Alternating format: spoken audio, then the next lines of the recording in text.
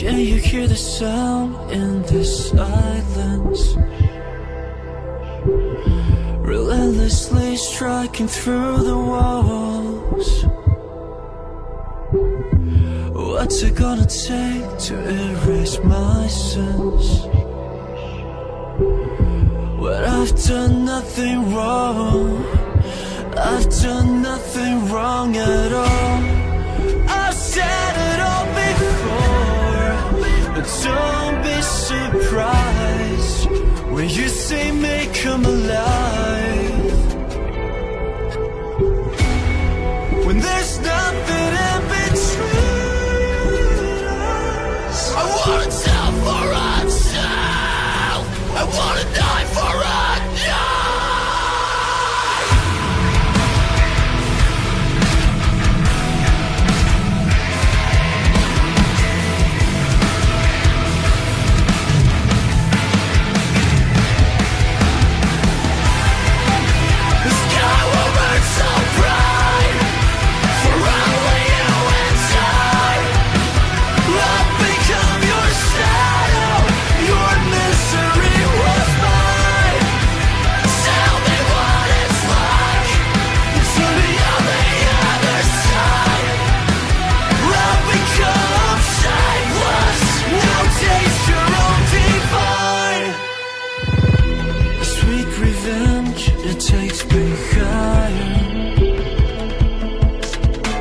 subconsciously, I'm ready to fall.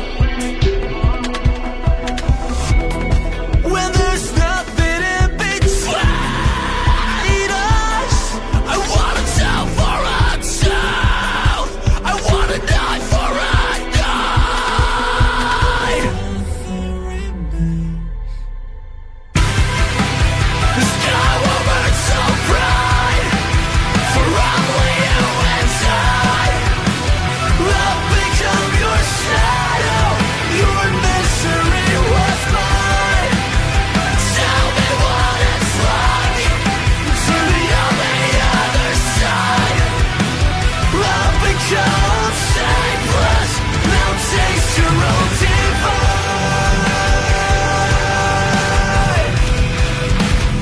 We'll take it back once more.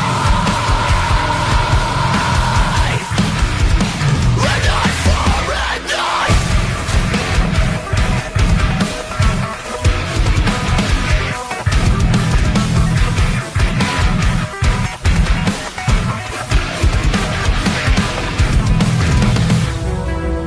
A tooth for a tooth, an eye for an eye. Nothing remains, nothing rewinds. A tooth for a tooth, an eye for an eye. Nothing remains, nothing rewinds.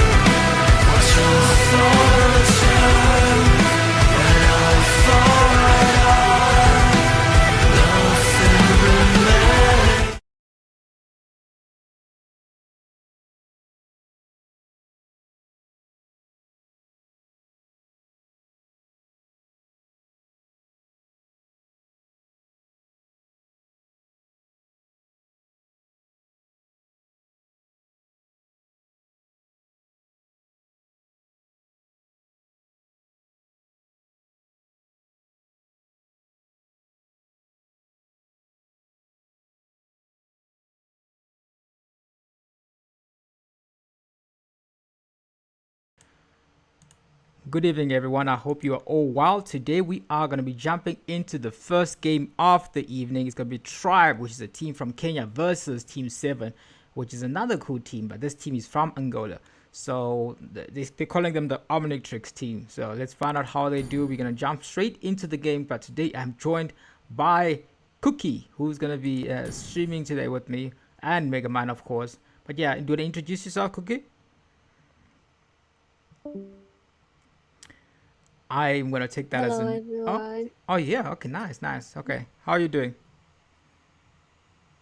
I'm good, everyone. And I hope everyone is having a good day. It's my first time commentating, and I hope you guys like it and enjoy the stream, of course. Oh, perfect. So today we are with two teams. I'm not sure if you're familiar with them. Team 7 is a team from Angola. Have you watched any of their games? Uh, but Team 7, I actually know them, especially Fall and Rise. I Oh, sometimes have them in my lobbies. okay. That's good. Do they speak English or Portuguese to you? Different No, perspectives they're always expose the quiet. same is truth. banned. Like, they just carry me in silence. Damn, they just carry in silence. When I'm there, they force me to. So I'm in their community, in the Portuguese community, or Angola community. They force me Oh. to speak Portuguese. They say no English. So I was wondering what they speak with you. But Jinwoo is surprisingly back in this lineup. He did take a break a bit, but he's back in this. He's ready. I believe. Actually, no. This looks like God. This looks like a swap. Jinwoo was actually in. What's this team? Prime, something Prime. What is it? Something with a J. Trying to figure out the squad's name. Renegades. I don't know where the J came from, but yeah, Renegades. So during the roster submissions, he was obviously added to Team 7, which is good. Let's see how it does as the audition. Dear Jackals, yeah, are they calling him? Yeah, I mean, Yeah? you. No, I was about to say, I mean, now that the main tournament is starting, some people are swapping like the teams, just like how Mix, who was from Vanguard, now swapped to Stain Dynasty. What happened? You know what's funny? I didn't look at any of the roster changes. I waited for Kai to handle that. So if there was any change, Kai would know about it. I just randomly saw Mix on the line. I was like, okay, I guess. I mean, it worked. They want to know, so I guess it is good synergy. I mean, I wonder who's replacing Mix in Vanguard I then. am a daughter of Northern Vale. Your team I is swear to banning. protect it till Well, my but last breath. we'll find out when they play. Magic is my life. Your team is banning. Chivalry is dead, and I will Your team revive is it. picking. Oh, that's going to be exciting. I'm excited to see how the Vanguard lineup does. 8-4 with the next pick coming out from his team. What is he going to go is the question. Sniper and he goes ready. for Give Leslie, me a a very target. early, very early Leslie pick. But I mean, I think he did get a Savage on the Leslie, so he's pretty confident on this hero.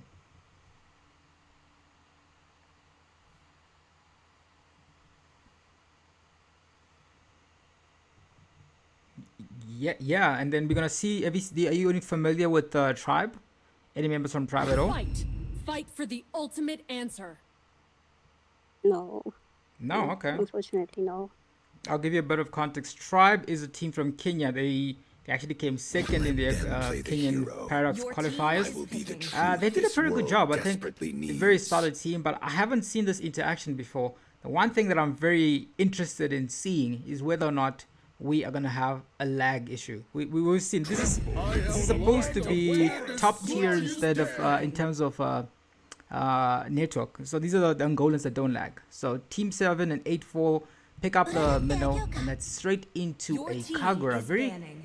fast picks coming out from the side of Tribe right now.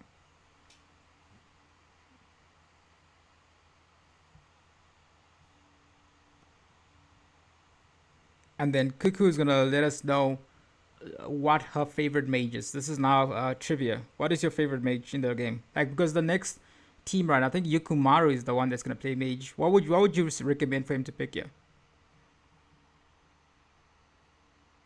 Well, honestly, seeing a Kagura is kind of scary for most mages. It's just someone who would be able to dodge Kagura's ult is the best option.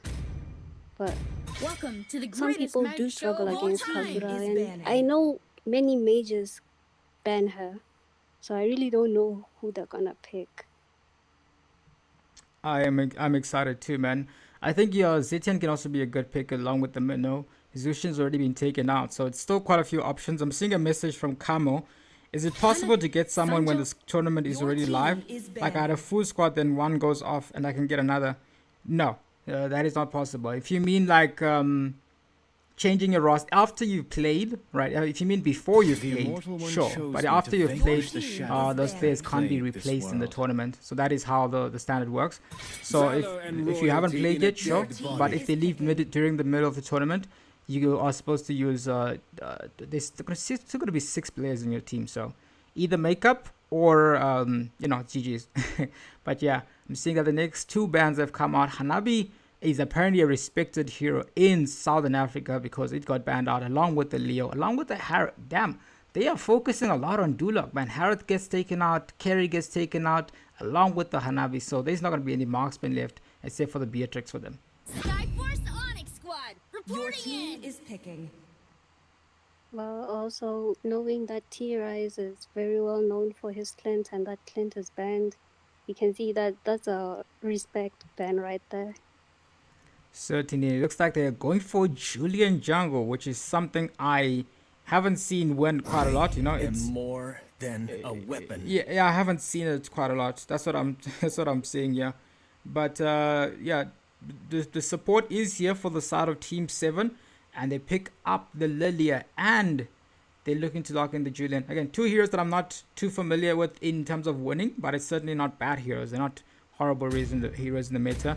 If they do lock it, it's a lot different because with Minnow, you like to have a lot of set heroes and maybe AoE damage. Lilia does a good job with that along with the Julian. So they lock that as the last 2 picks. Your team Team is 7 going back. for semi-aggressive comp. Julian is obviously going to be the aggressor in that lineup. Now it's just the jungler from the side of Team 7. Captain Levi likes to go for the Joy. He also likes to go for the Higher. Quite a few heroes that I left, but I've known him at least as an assassin jungler. So let's find out what they do, whether or not Tribe locks this game in and they can get a victory. That is what we're going to be wondering in this best of 2 series. So in the votes, Team 7's people came out to support. So for you from Kenya, where is Leah? Leah, where are your people? They're not supporting they're not supporting Tribe over here. That is obviously probably going to change as the game goes. But let's find out how it goes as Captain Levi decides to lock in the Gwen as the jungler. So which draft do you prefer then? Based on what you're seeing right now, I'm seeing quite a lot of heroes. I think both teams actually have a solid draft. Like I would normally be like, there's one scary hero or one funky pick, and you're just wondering why it's there. But I think this makes sense. Vamos, they're here to support Team 7, man. Tribers here. I see Sky Soul is here to support. Lots of people here to support. Even Athena. Yeah, no, not Athena. Athena's the hero. But let's find out who wins. Kay hasn't told us who she's preferring in the draft. What do you think is gonna? What draft do you prefer? I honestly prefer Team 7. Mm-hmm. Kind of a favorite pick, but like I know that Fall and Rise are good at like carrying the game. Mm-hmm. Maybe because of the Kagura pick, I'm kind of like fighting a bit on Team 7 because Kagura, honestly, he's just a Welcome to camp Mobile player, honestly. Legends. I really don't know how it's really gonna work with an aggressive 5 team seconds like till that. the enemy reaches the battlefield. You are right about that. But Smash yeah, them. 2 mages, 2 junglers, All and troops deployed. they're all ready for the story. Yeah, let's find out who wins this best of 2 series, or possibly are they going to be sharing points. That is what we want to know in this Clash of the Titans. Second best teams actually. Second best team in Angola versus the second best team in Kenya. That's going to be a fantastic experience. I mean, second best based on the tournament that we had. We made sure we had all the teams signed up for this tournament. So let's find out who is going to be the best of the best. Region-wise, we're going to find out, is it going to be a Kenyan team that wins the tournament? Is it going to be a Botswana team? Is it going to be a South African team? We're going to find out, but we're seeing another early game engage coming in from Yikimaru, but it's a battle for the lethal. Goes straight to Captain Levi, so they win the early game skirmish, and Revitalize is popped by Fractured.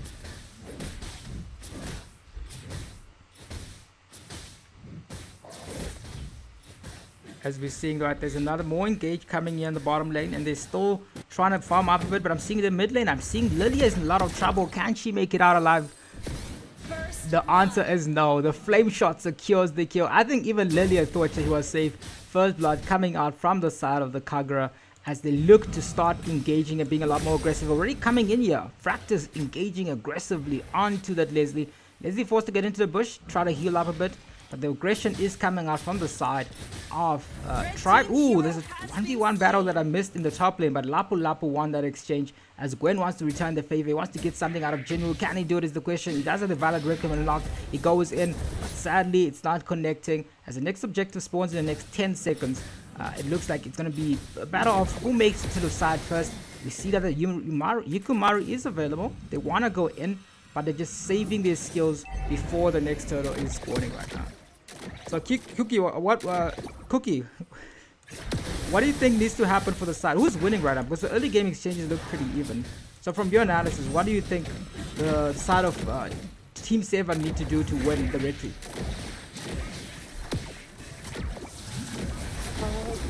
I mean, like, I'm kind of like a roamer, stat role. All I know is that if Minotaur can like zone them out, it would be good for them. And as you can see, Lapu Lapu has already zoned out also. It's in their favor. Zoning out really helps because like it's gonna force them to like retreat and all that. Blue team has slain the And turtle. yeah, Hero they has actually been managed slain. to get it, which is a good thing. Certainly, as I was speaking, all that action was happening, but so many different kills comes out from that exchange. It looks like the side of Team 7, they are steamrolling the side of Tribe right now. They won the exchange. They got 5 kills out of that exchange, plus a turtle. And in the bottom lane, I saw a 1v1 kill where the Leslie managed to take out the Beatrix. As it looks like the next battle is happening right here behind the lethal and the blue buff area here. Captain Levi was set his side on it. I'm wondering what the call is here. They're going to try to invade is the question. Are they going to try to go for the blue buff, or are they going to instead put their sights on the Beatrix? It is very difficult to decide right now because it's in that stage where you don't want to overextend and lose a member, and that is exactly what the side of Team 7 is doing. But they're still farming, man. I think doing a pretty good job on the Julian. What you want to do with the Julian is that you don't want to fall behind. Looks like he's going for Feather right now, which is aggressive items as opposed to maybe Sky Piercer, which is purely focusing on the kills. But I'm seeing a 1v1 gank here, well, in the sense that there's a gank on the bottom lane that was going to happen, but they canceled it up. I'm seeing Duloc and Captain Levi right here in the mid lane. They're trying to pick off someone, but the side of Team 7, they're just sticking together like glue as they try to go in. Violent Recommend committed into a Beatrix, the Beerus Passion. Can they get the kill? Ooh, comes out and they take out one member. 8-4 has fallen as the next neutral objective spawns in the next 30 seconds. Leslie's still farming quite a bit in the bottom lane, but Julian wants to return the favor for his... Oh, Retribution committed. It goes to the Julian this time, actually.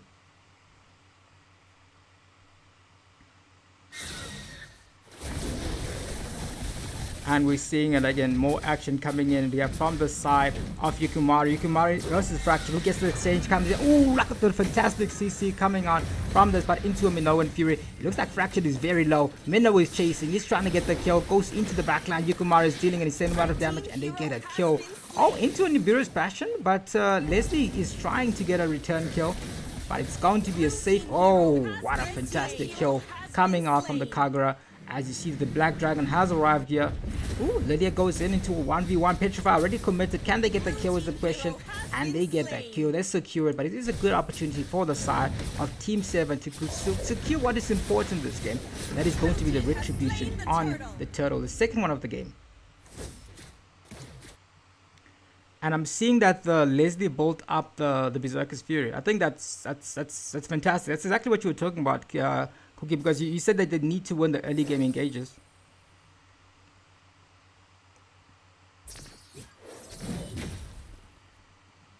Not sure. Mega Man, are you here? Okay. Mega Man's also not yet. So you guys are just gonna have me for the rest of the evening. But anyways, we are here. 8-4 is trying to face these different people as they're going in. As I'm seeing that the Leslie is gonna be farming down a bit in the bottom lane. Again, just more early game skirmishes where it doesn't really mean much up until the late game, as you've said, because Leslie going for the Berserker's Fury, but 3 members for the side of Captain Lever's team. They want to make a gang on the Lapu, but I see nothing coming out of that exchange so far. Mega Man, can you hear me now? Yes, Daddy Nigel. Ooh. Hi, Bo. Hi, Bo. I don't know what kind of show this is, but yeah. Yeah, welcome back to the land of the living. Fractured is here. Oh, look at the Minoan Fury committed onto this, and they take out Fractors, and they're still going in here. Yeah, but good ultimate coming out, but Leslie is under attack. Looks like the Beatrix is also under attack. Can she get out of the exchange alive? The answer is yes, but they're going straight for Catalan. Can Catalan get out of this exchange alive? The answer is going to be no, because she overextends. But in the meantime, Captain Leva's team takes the very important lane, which is the mid lane turret. But so much action around the map, all around for both teams, man. Indeed, quite a lot of action coming out from both teams. I do believe this match can still go in anyone's favor right here, but we do see an invade on the blue buff right there. Quite a lot of damage, and the Julian is able to pick it up. Black Dragon did arrive on the onto the Lilia. Lilia in quite a bit of danger herself. She does go down to the Black Dragon itself. And yeah, that is another kill into the hand of a tribe right there. The next turtle of the match has spawned in, and I do believe Kikuo should be back as well. Kikuo, are you back?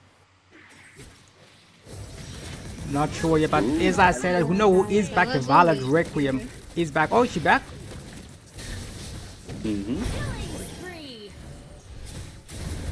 I'm out, but anyway, Killing Spree coming out, and they get to secure the second turtle. The last turtle of the game actually goes to the Gwen, which is now two turtles to the side of Tribe's opponent, which is Team 7, and they get 1-1 right before the next Lord was about to spawn. But they bring up, they've turned on the gas pedals right now. They're bringing the heat. They want to go into this team fight. They're waiting for that moment where Julian is not going to be as impactful as we would like in the bottom lane. It's just a safe 1v1 happening, but Gwen might be a little extended here, but safely makes it out of that exchange alive. So 1 turret to 1. Both teams are evenly matched. I'm not sure how the votes are looking, but this is certainly a battle of it's a battle of just patience, man, because both teams are not making those overextensions. Even you can see right now the Yuzong committing the Black Dragon out of the team fight, the safest play you can make right now. So again, you guys are not going to be seeing a lot of the kills right now, a lot of the turrets going down, because both teams are moving as a unit.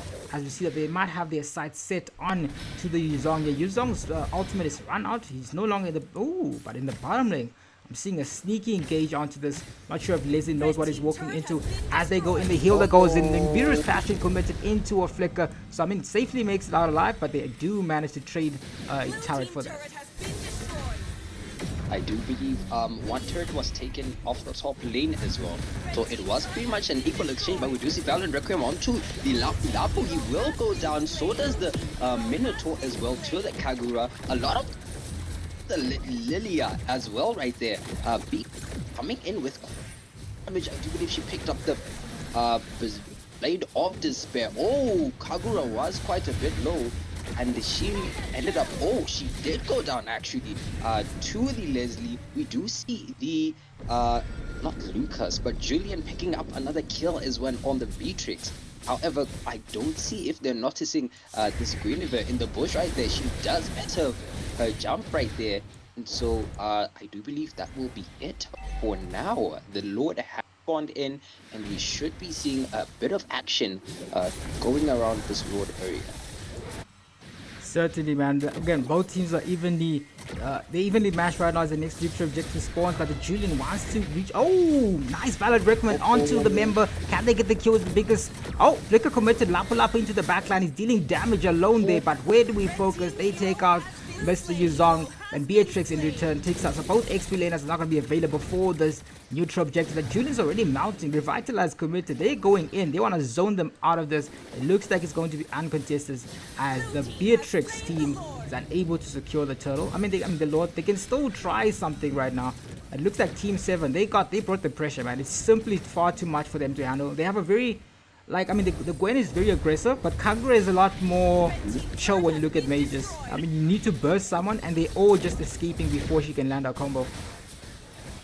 Very true, that's very true. If the Kagura is unable to use her combo, she kind of that becomes more of a poke mage after that, but we do see possibly a team fight happening at this point. It does seem the side of Tribe is retreating, but a lot of damage did go on to the Minotaur. He is, however, able to heal back. We do see the Lord marching over the top lane. Quickly having a look at the gold lead, it is sitting around a 4.5k gold lead for the side of Team 7, And yeah, turrets again, it is 4 in the favor of Team 7 and 2 for Tribe at this moment in time. But yeah, we are looking forward to seeing a possible defense. Well, bot lane right there, the Yuzong goes down to the Julia, and we do see Kagura not Kagura, but Kagura trying to go for the backline. Minoan Fury has been used. She does go down, however. And yeah, that is 2 members down for the side of Team, or rather Tribe. Tribe. Let me know. I'm so tempted to say Tribe Gaming, but Tribe.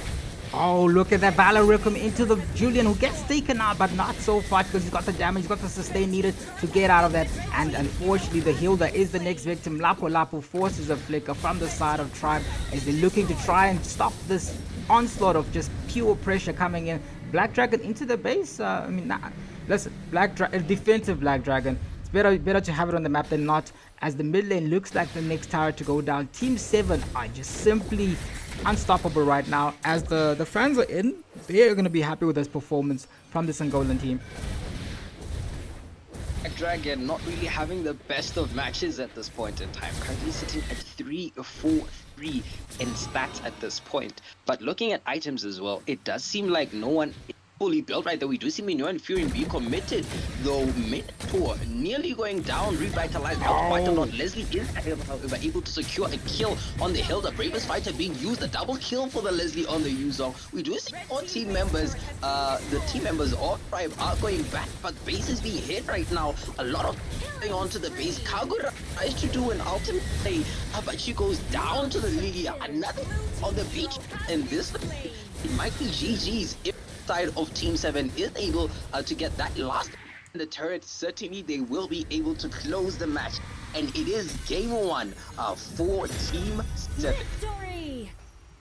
Team 7 have brought the game. They brought the heat again. It's normally a team that has a lot of lag issues. Actually, I don't think Team 7 themselves had lag issues, but that was a fantastic display of domination from. I wasn't expecting this level of aggression, but they brought the heat. Leslie did his job, didn't die a single time, along with their jungler. And those are 2 important people that you need in the late game. It wasn't even the stage where the Leslie has built up maybe a Blade of Despair or something. It was just simply unstoppable for the side of Team 7, who take game 1 in this best of 2 series. So the best that the side of Tribe can do right now is probably force a draw. That's the only thing you can do right now in this best of 2 series.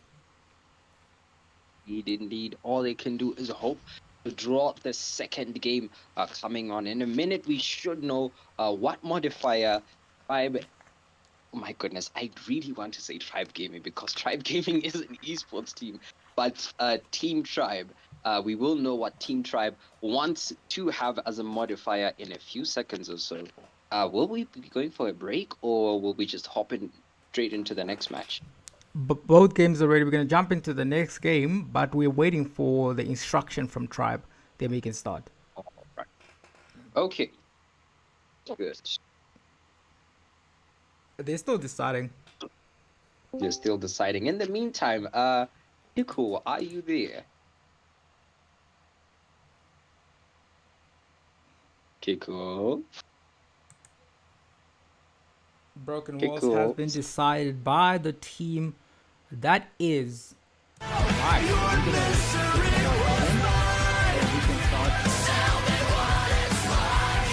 Alright. It will be Broken Walls with Tribe taking the first kick and first ban of this second match. A kind reminder that this is the best of 2 series. And so, only Team 7 has won 1 point. Well, not 1 point, but won a single match. Meaning that as it stands, they do have the chance of having 2 wins. If they win 2, it means that they will be having 3 points in total. If they draw, it means that they will be having 1 each. And if Tribe fails to equalize in this particular match, it means that they will be walking away with no points. So that is the point system of this particular section of the map. But yes, we do begin with Tribe bringing out the Zushin right there. Definitely, man. The Zushin's being taken out. They have the pressure of energy right now. So they're going to be deciding what type of momentum they want to be looking for. They take out the Zushin, which slows out the game. Maybe they want to go for something a lot more aggressive in this comp. Indeed, indeed. We might see something a bit more aggressive than the past comp, to be honest. Yeah, Magic comp is was my good, life. was Your fine. team It is was the banning. late game.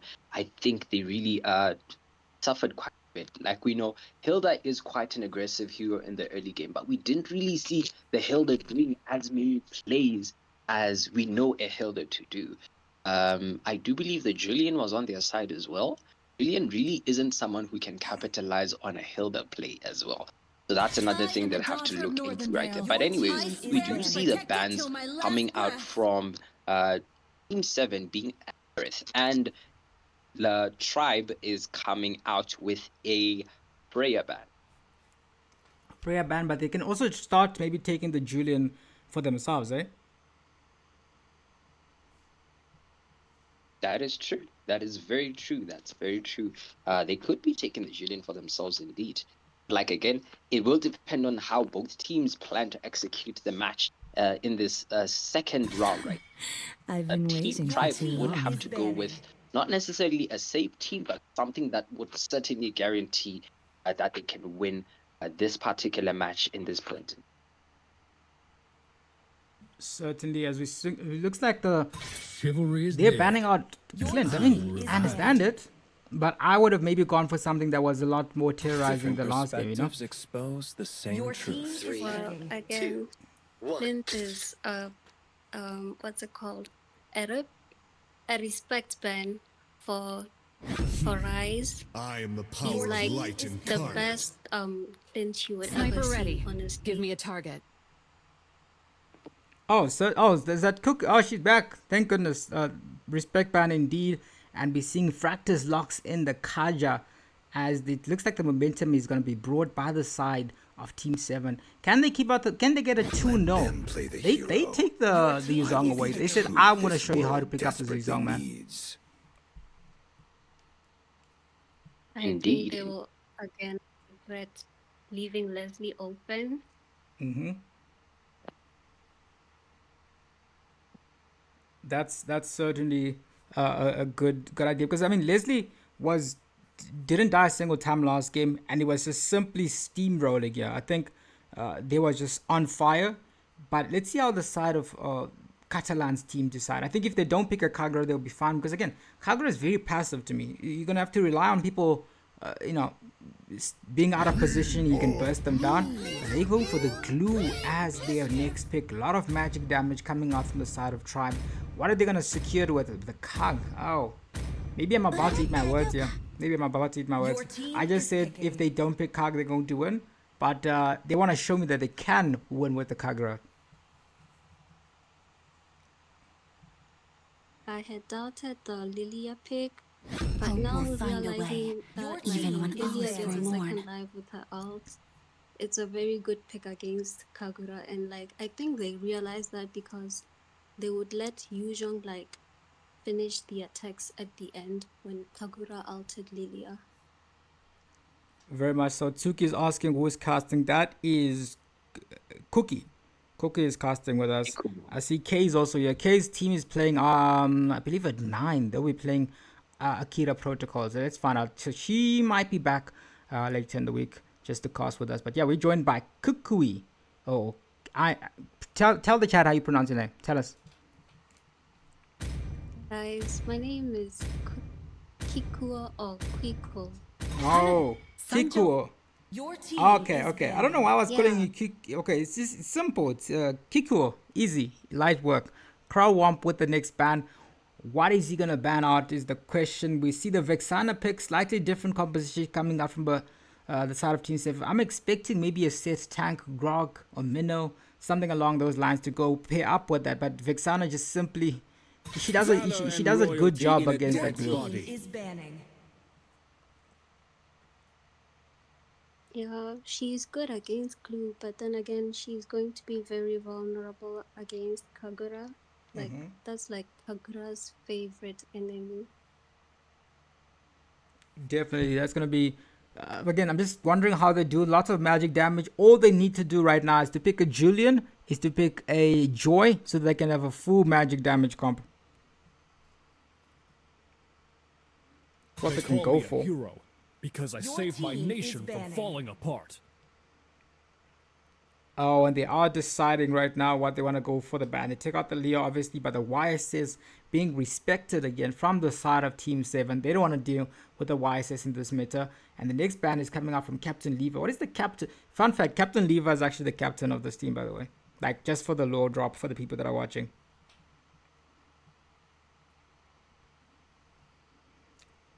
Welcome to the greatest Yeah. mech show of all Your time. And the Time next is ban ticking. coming out is going to be a Harley from the side of Tribe. The last the last pick that's coming out from the side of this, is he going to go for the Julian Jungle again? I don't think so. I just think that, listen, I could be wrong. I was wrong about the card, and they ended up picking it. So we can find out how they decided to do it. They were just very aggressive, and this comp that they have right now allows them to be aggressive, and it also allows them to properly deal with Duloc on that glue. So it's going to be a long game for him, but he can certainly make a comeback if he is, if they do start picking off people. This is definitely what the comp is. Kaja is there for that. Glue is there for that. But I'm just, maybe Glue is in the XP. Maybe that's where Glue is. Welcome to Grok's Castle, team is tiny picking. friend. It looks like I was right about the Grok coming out from the side of 8-4. Yeah, they were going up for that set composition. Crowwomp is deciding what to go for. It looks like Crowwomp is circling my down the way X or here. the Very highway. stationary hero. But it can definitely work if you are left to your own devices. Maybe the Kaja pulls them back. You know what's funny? I think that the X here would be great with the Vexana and Grok on his team. Because now people can't run away.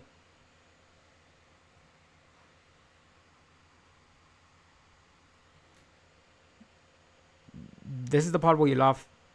I'm joking. Anyways, the next pick coming out from the side of Alucard. He's deciding what to go for.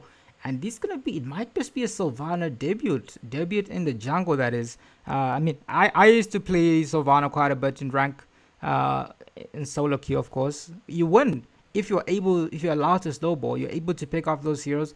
If you want to be cheeky, you can go for maybe a Sky Piercer and a Glowing One and Feather, and then you're good to go.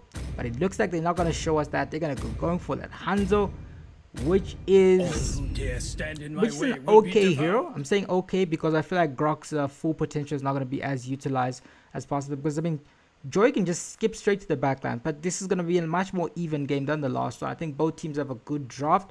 Just not so sure about the Kaja, Glue, and Kagura combo. Because these are all heroes that rely on several things going well for them in order to make that combo happen. But they can definitely make a lot of pickups on the round map. But maybe that's the idea behind Tribe's draft. Minnow is also already 8-4 back on that CC tank. We're in Minnow and he's back on that Grok this time around.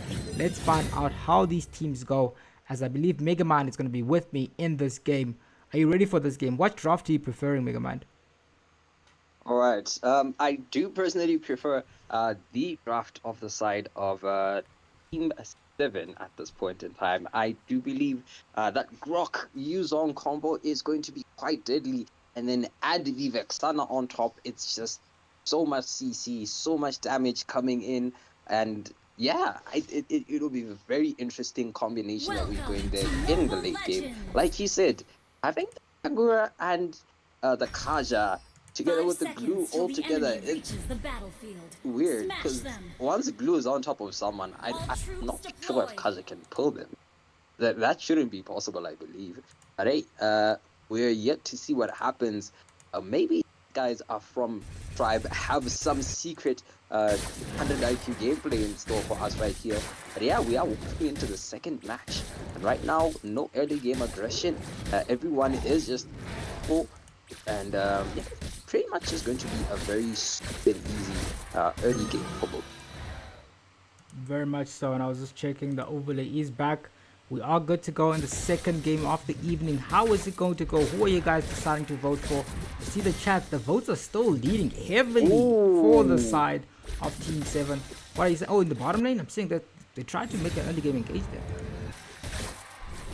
The Yuzong taking a lot of damage from the bird and the, I don't know what he is, whatever he is, or something. But yeah, a lot of damage right there. He was forced to recall. I do believe, is he still at level 1? No, he did manage to get his second level right there. But yeah, very good aggression coming out from the Roma of Team 7. point in time. Oh, a lot of damage going onto the Kaja right there.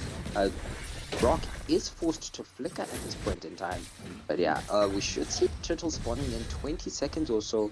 So far, we do see Hanzo using his shadow right there. It to the Exia. Exia forced to use her flicker at this point in time. But Hanzo does retreat. He's got what he was looking for. Yeah, that's about it for now. Exactly what I was looking for. Oh, Joy goes in. He does have the electrifying beat, but because of that Vexana, Kagura goes in, but no ultimate ready to take someone out. Again, she's waiting for that bursting ability that she's looking for. As it looks like they're locking their sights onto this possibly uncontested objective, because Hanzo is there, trying, but they're just running out his ult. They're waiting for his ultimate to finish, and they can go straight to the turtle again. Alright, it does seem the side of Tribe is having the upper hand at this point, but we do see the Hanzo doing a counter invade the blue buff, and yeah, a bit of damage went onto the Vexana as well right there in the mid lane. However, on bot lane we did see the Yuzong also getting zoned out by the Aja and the blue once again right there. Certainly, and it looks like again they realize they weren't going to be able to win the neutral objective in the top lane. It looks like the next person to fall is going to be H-Rise, giving himself a bit of vision, so he knows exactly where the bird is, where Kaja is. So it's going to be safe, able to go back into the turret.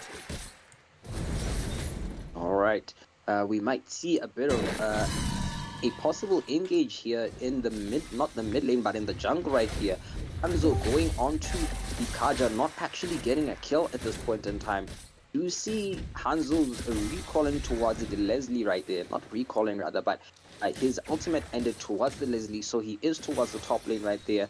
And it does seem like all three members of the side of Tribe are there, but the Black Dragon has arrived indeed, and we do see a lot of damage going onto the Kagura. We do see using the ultimate as well. Tectonic Charge has been used. Sana's securing the first kill right there. It is very exciting. Hanzo trying to get he goes for the blue. Blue goes down to the Leslie, though more damage coming out from the Kagura, able to secure a kill, however, for the side of the Tribe right there. And Kaja able to secure a kill on the Grok as well. That is some Roma on Roma violence. And Ixia is in a bit of danger. I hope she recalls before the Hanzo uses his ultimate, which do seem actually committing at this point in time. Is looking for the Ixia, however, he doesn't recall back, going back to prepare for the next turtle. Certainly, man, the level of aggression coming out from the side of both teams, man. They're both equally putting up the pressure. They want to end this game. They want to get they want to at least, it's either one, I mean, the side of Team 7, they have less pressure on them because they've already won a game. So you've got, Kagura versus Vexana in the top lane, but again, the CC coming out, but Kagura sneakily gets out of that and uses the flame shot. They might be the next victim, but not for now because Hanzo is forced to retreat on this neutral objective. I just think that the Joy needs to be a lot more confident because you have Joy against the Hanzo. Hanzo is going to be not as able to start the neutral objectives. Only you can probably steal, but you can wait out that the shadow to run out, man. That's what you can probably do. Yeah, be a lot more aggressive, but let's find out. Electric Beat's already committed from the Joy, goes into the backline, into the Tectonic Jar, into the full barrage from the Ixia, who cancels it out because Yuzong has set his sights on it. Yuzong is focusing onto the marksman, and the marksman is taken out. The next person that's on the target list here is going to be, that is Fractus taken out. And Glue tries to get someone out of this exchange. They take out 8-4. Who falls in this? But Kagura is there with the damage. Can they get the kill is the biggest question. Nice sustain from Jinwoo. But it's not going to be enough. In the meantime, you see that Leslie is getting a turret there.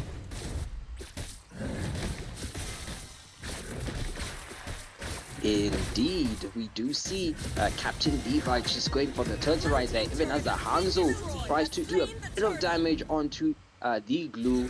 Unfortunately, not doing much damage. He doesn't have most of his items as of yet. You did see the top lane turret go down, like you mentioned. Leslie able to secure it on half of her team. So current going down to the Kagura right there, even as watching the top lane. Very interesting exchange. We do see Hanzo using his ultimate on the Ixia right there. Will Ixia be able to escape? It does not seem like it. She does use Flicker. She does use as many skills as possible.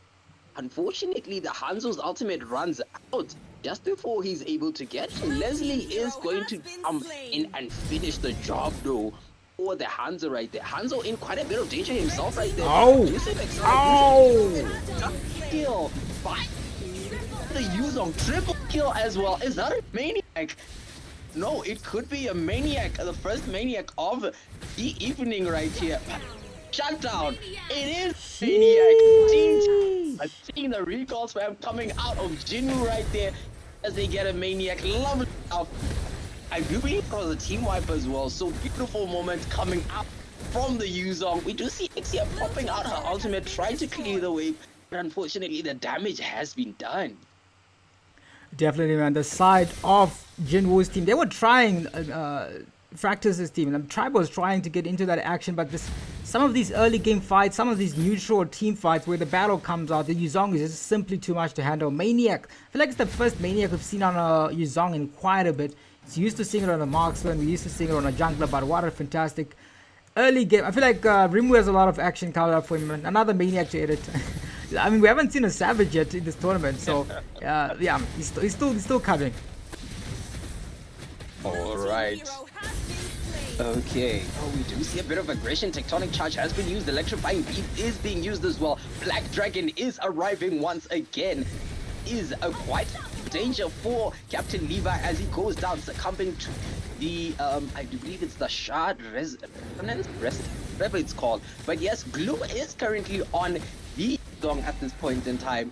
However, he's not able to do much at this point. We do see Hanzo going to steal that blue buff as well. Currently, the aggression coming out of the side of Team 7 is a lot. Ixia popping out again, and it is a shutdown kill on the Yuzong. He finally goes down. However, that was at the cost of the Kaja. Certainly, man. The Yuzong was getting too much. They're going to get a lot of shutdown go from that exchange. Again, they're not able to push turrets right now, but if you look at the kill and the action going around, the turrets are not reflecting that. It's only 2 turrets taken from the side of Team 7 as they set their sights onto the Glue. Who is there? And they're going to try to take the turret down, but it's going to be T84 versus Duloc, who just moves away from that. But in the top lane, I'm seeing a 1v1 battle. The full barrage is in hand. Are they going to use it? No. Leslie commits the ultimate sniper first. But as we're going to in the top lane, we're seeing another full barrage committed onto this into a flicker. Leslie gets taken down in a 1v1. Crowwump bringing the heat back for his team as Joy wants to go in with Electrifying Beast. He wants to go straight for the Vexana, but the passive and the CC just too much, resetting that, forcing him to retreat. In the top lane, I'm seeing another 1v1 battle. It looks like the Hanzo gets his next victim, and that is going to be the Ixia. More battle. Grabs onto the Jinwoo, who gets taken out. Look at the damage coming from Vexana. Kagura goes in. He wants to get something from this exchange. Kagura pulls them back. Are they going to be able to get this? They get a double kill. 4 members have been taken out, but it's not 3 are already. They'll be coming back in a bit. But it's Leslie and Hanzo left to defend this game as Captain is saying, let's go for the Lord. We don't have a marksman though. That's the issue we have right now.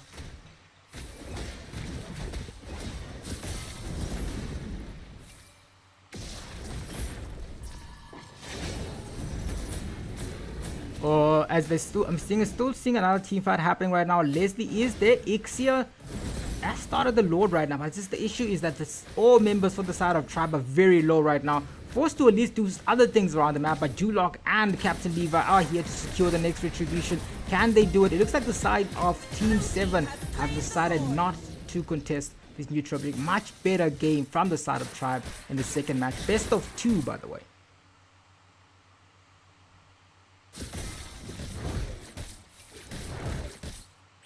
Best of 2 indeed. And we do see, the Glue is just disengaging from the battle right there.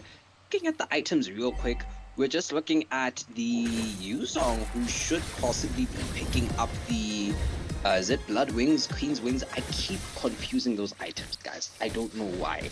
But yes, he should be picking up that item soon. He does seem to be the one leading, no, it's not him that is leading. It is the Hanzo who's leading. We do see him actually just try to engage on the Kaja right there, not really committing to it though.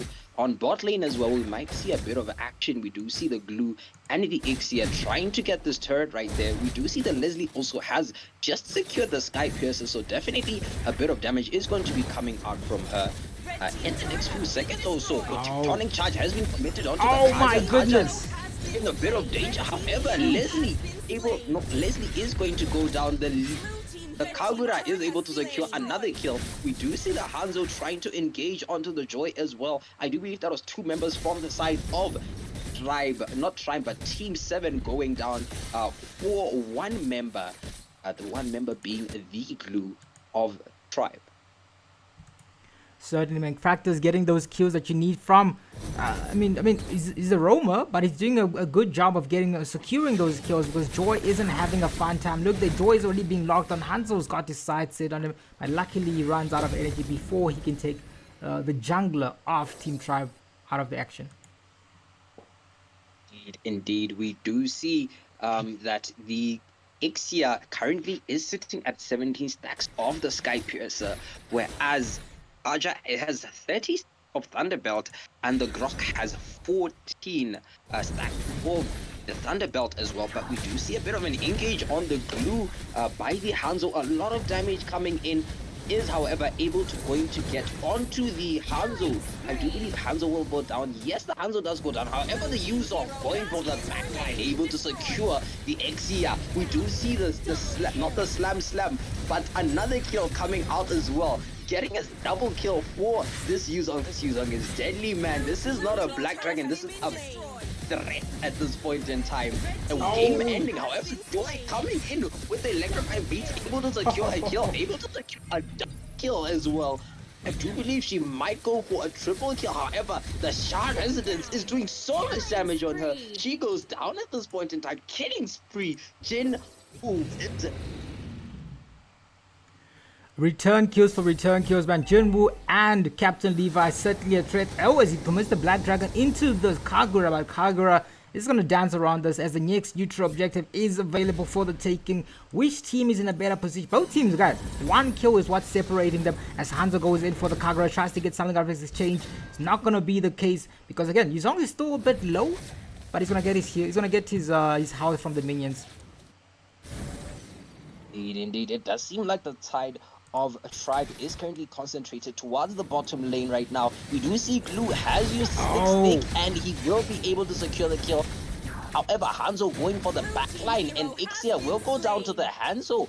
A lot of damage came onto the Hanzo, but he himself was able to disengage. We do see Joy electrifying secured a kill for Tribe onto Leslie, I believe. Yes. So that is 2 members on the side of Team 7 down at this point in time. And Tribe currently has the man advantage. Hanzo using his ultimate, trying to go for the backline. Agura forced to use a bit of a play right there. Hanzo a bit of energy, however, he's going to end up losing quite a bit. Electrifying beats is coming out. Retribution has been used. Tectonic charge was used as well. However, Joy did manage to secure the Lord. That is the 14-minute Lord that has been secured by her. So yes, it will be going top lane. Where currently the side of Tribe has a 4 lead in terms of turret. It's 4-4. It's actually 4-4. So hopefully they can put a bit more pressure using this upcoming Lord. Certainly, but they managed to take out the threat. Jinwoo has been taken out. It looks like the side of Team 7 are on the back foot for the first time in this best of 2 series. Again, they were dominating the first game. They were the ones bringing the pressure. The kills are even on the map, but the pressure and the momentum is now on the side of Tribe. They're looking to make this a 1-1 series, man. Indeed, they are looking to make it a 1-1 series. You do see a lot of damage coming onto the Kaja right there. Kaja is, however, able to get out. The Lord crashes onto the top lane turret. Do see the team members of Team 7 slowly but surely trying to clear other lanes right there. However, the turret was able to go down. Ixia using the full barrage right there. Not able to get a kill. Vexana's ultimate jumps in. We do see double kill coming out for the Hanzo. This might be a triple kill as well. Dragon has arrived once again. Solo leveling by Jinwoo. He is able to scare away the Captain Levi away from engaging more, and they will be able to defend. However, 1 turret went down on their side. Not 1 turret, 3 turrets were able to be capitalized by the side of Tribe. This particular lord. So Tribe currently standing at 7 turrets down, or rather 7 turrets secured, whereas the side of Team 7 is currently still standing at just 4. Yes, I was just gonna mention the Leslie from Team 7 has 7 stacks from the Sky Piercer. I just thought that was a fun fact. Both marksmen actually have a... Ooh, they're still engaging Hanzo into the back line, but gets nothing from that exchange. But it looks like he might be a victim for the glue and his grab. He uses the slit to try to chase, but the Tonic Charge comes out to try to protect the marksman. And ooh, glue might be in trouble here, but look at the... look at the damage. They get 2 kills from that exchange. I was doubting the Kaja, but he's proving me wrong, as it looks like they take 2 members before the next Lord is available. Oh yes, quite a bit of damage going on to the glue. He himself might actually go down as well in this exchange. We do see the Joy just trying to engage once again onto this Brock right there. Black Dragon just trying to zone out. However, he might be popped out. Indeed, he does go down to the Kagura and the whatever Kaja's ultimate is called. A lot of damage going on to the Kaja right there. We do see Joy is able to take him out, however, and that's it. I do believe the side of Tribe should possibly be waiting for their marksman to arrive, and they might go in for the next turtle, rather the next Lord. Certainly, the lead is definitely gone right now. Nearly only around 2,000 gold lead for both teams, and it's going for the side of Team 7's opponents. Oh, Tectonic Charge comes out, but Full Barrage walks into that. They get the immortality on 8-4, and it looks like they're very low, man. Look at the damage coming in. Kaja secures the kill, and he's still chasing. He's going for 8 rise, and he gets a killing spree. But I think it's a worthy sacrifice, as the next objective is up for contention. Both junglers, I mean, they do have Hanzo. Hanzo might get an opportunity to get the retribution. Oh, what a play. And that secures the objective for the side of Team 7, who can possibly make a comeback based off that one play. Hanzo had the retreat, they didn't have the retreat. They took the gamble, unfortunately it didn't pay off, as the Black Dragon committed into the back line. So much damage coming out as the marksman is deleted from the map, man. Deleted. Absolutely deleted, man. And Glue continues to exchange with the Yuzong right here. However, this time, like you mentioned, it is the Lord that is coming out. A lot of pushing onto the Glue from the Hanzo, and the Yuzong will take him out. Team 7 right now really pushing to get any advantage, possibly looking to end with this Lord that is marching down from the top lane at this point in time. Just looking at items right there, we do see Yuzong has the 4 items right now. And I do believe, the Hanzo as well does have full itemization, whereas looking at the side of Tribe, only the Kagura and Joy are the ones with a shot kill by the Joy. I completely missed that. It does seem she used electrifying beam charge coming out. However, he does miss the Kaja as well. But yeah. Beautiful stuff, and I do believe the side of Tribe was able to defend right there. Very unfortunate that I missed Hanzo being taken out by the Joy, however. Certainly, and we're seeing that again, they're still trying to engage in this exchange, as I see that it's 7 turrets to 6. 50 seconds on the map. Whoever makes a mistake right now is definitely going to lose the game. You see the Grok is going there. I was doubting the Kagura once again. I'm still doubting the Kagura, but they are making it work. Even the Kaja has a lot of kills, man. I don't know. Team 7's opponents, Tribe here, they are certainly changing my perception of this comp, because they even got a Joy. So much magic damage. I want to see what type of bowls they have here. Why do they have Antique is my question. Why does Grok have Antique? I'm seeing right now there's so much fat. Oh, full barrage committed. Can they get the damage in here? As we go straight into the... Oh, Dulok has managed to find someone here who also uses a flicker. Leslie's taking so much damage. As you see, the Sky Piercer has been picked up from Leslie, but as he builds that up, he also goes down. Joy goes in. He wants to go to the electrifying, beats into the backline, deletes 1 and he deletes 2, and it looks like it's a triple kill. Is he gonna go for it? Oh, look at the Winter Crown coming in from the Black Dragon right there. They are very low though. Can they get the kills? Look how low everyone is. It looks like the side of Captain Levi's team about to end this, man. They are looking to end it indeed. Black Dragon and Petrify able to secure another kill. I do believe the max went down. Oh no. So mad. Oh no. Able to make a massive right there. Joy able to use Winter crown right there to try and to survive. However, they are going to have a defensive side of Team 7 to get a 3-man stun and change it around. What a defense from the Yuzong, man. I was like, this game is done, but simply just so much outplay from the Yuzong is locked in, man. He wants to win this game. He's focused. He's got 15 kills. How often do you see that on a Yuzong? As it looks like, oh, they are locked in here. Both marksmen are not close to this Lord, so they're gonna try to stall it as much as it is, but it's 18 seconds for the X here. It looks like we're just gonna see the last fight of the game, man. Everyone is here right now, and it looks like the side of Team 7, they want to force the team fight before the full team is back. But we're gonna see a brawl right here before the Lord. Indeed, we do. I do believe we do see the Blue has engaged onto the Grok at this point in time. However, not doing that much damage. We do see Joy possibly waiting to try and get her combo in, but the tectonic charge has been committed. No one significant has been damaged, however, from the side of Tribe. But yes, we do see Joy in, trying to use electrifying beats. We did see Yuzong and Hanzo going for the backline indeed, are able to get the marksman. It is a mega kill, a shutdown as well on the Joy. Either Vexana as well. That is 2 teammates on the side of Tribe going down. Oh, certainly. But they're locking onto the Lord here, but the base might also just end up. I don't think the minions. Come on, minions. You guys have the energy for this. I'm seeing that they are still trying to contest this objective. Hanzo's on it. They're not worrying about the base. What is more important to focus on? Hanzo is trying to solo this, but they might be able to get another kill on the map as the glue is the next target. Hanzo is still on this. Now it looks like, actually now the minions are not doing anything. They're still fine. They get a kill on the glue, and now it looks like Hanzo is going to be able to secure the next Lord for the team. That's a shutdown kill on the Jin Woo. What is going on in this match, man?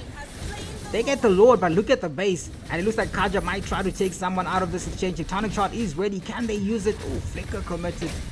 For safety, 2 members, as it looks like Hanzo wants to end this game. I actually had a lot of hope on these minions. They disappointed me. They didn't do absolutely no pressure at all, man. I mean, those were quite the normal everyday standard minions, but yeah, the minions coming out from the side of Team 7 at this point will definitely be 23 minute enhanced minion, so they've got a lot of damage, just like the damage that is going on to the Kaiser that forces him to use the winter truncheon right there. He is in a lot of danger and he will go down to the Leslie. We do see Joy trying to get into the back line, secure a kill. However, there is so many stuns coming onto her. It is a double kill for the Leslie. Even as the Lord comes in, we do see I don't remember what Hanzo's ultimate is called, but it is going there. However, they do pop it almost instantly. The rest of Team 7 joining in with the Lord right now. I do believe tectonic charge has been used, yes. However, Akira using a lot onto the Grok. She is able to pop out the immortality as well. We do a kill secured by the X here right there. Beautiful defense. Hanzo trying to engage, still a lot of minions as well coming out from the side. She has arrived. We do see a bit of gets the marksman. There's a lot of coming out. Sheesh. Oh, Team 7 are bringing the heat for the second match, and they are able to clap and win in such a nail-biting experience. That was one of the best matches I've seen, man. 25 match thriller. Both teams simply locked in, but all it came to was those late game split decision making. What a match, man. This was a great game. Both teams, look at the Yuzong, man, 17 kills. He was just simply on fire. His team got knocked out, but he came here as a super sub because he was just simply on fire. He was unstoppable, but both teams did pretty well. I'm very impressed with this match. They are still in this, but it's going to be Team 7 claiming the full 3 points in their group. That's exactly what they're going to be looking for the side of Tribe. They put up their best, but simply just the coordination and the pressure that was just simply relentless for the side of Team 7. Even at the end of the game, Yuzong goes straight there. He says, guys, I'm going to dive. Please lock onto the base and end the game. And that's exactly what they did. We are going to be jumping into the next game in a bit. I'm seeing a lot of people coming here. Joshua is happy. A lot of people from Angola are happy. It was 56 was you voted. Team 7 had a lot of those votes. The Kenyans came around. But yeah, it's not the end of the road. It's a group stages. So yeah, next game is going to be OTK Zimbabwe versus Pirate King. So we're going to be in that game in the next 5 minutes, so stay tuned for that match. In the meantime, you guys can watch some old game replay of how the teams got you. So yeah, see you in the game. Kai is trolling me.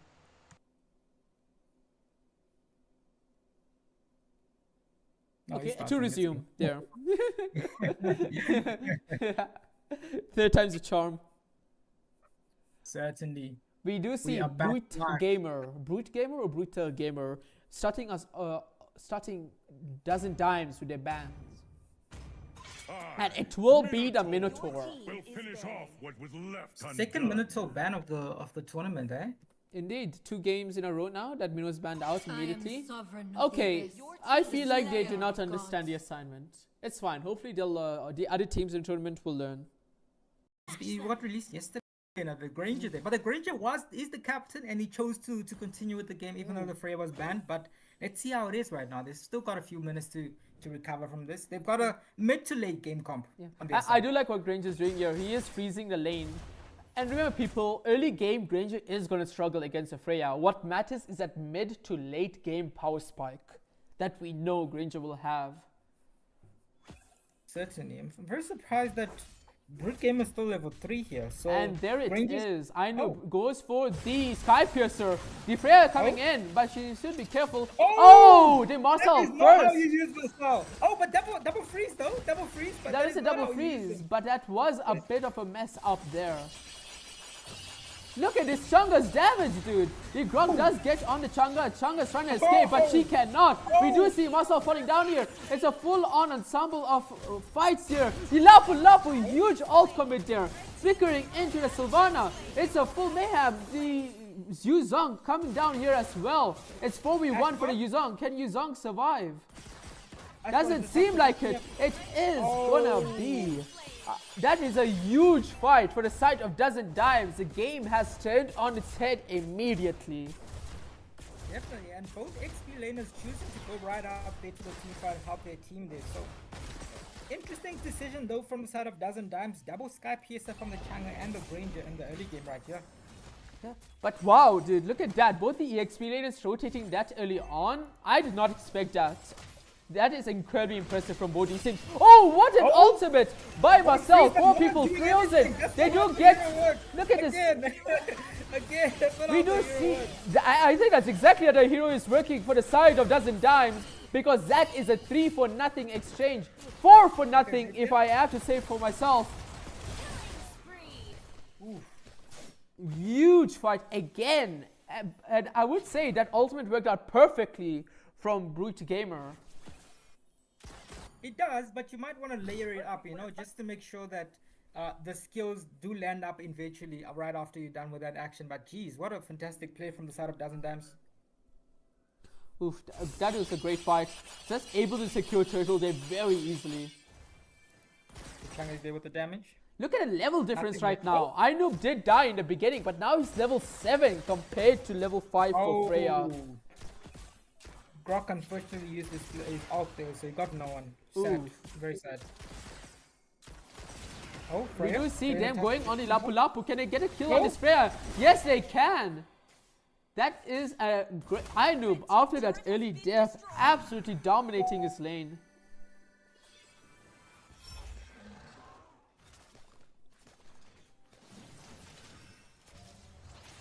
We do see the Marcel coming in.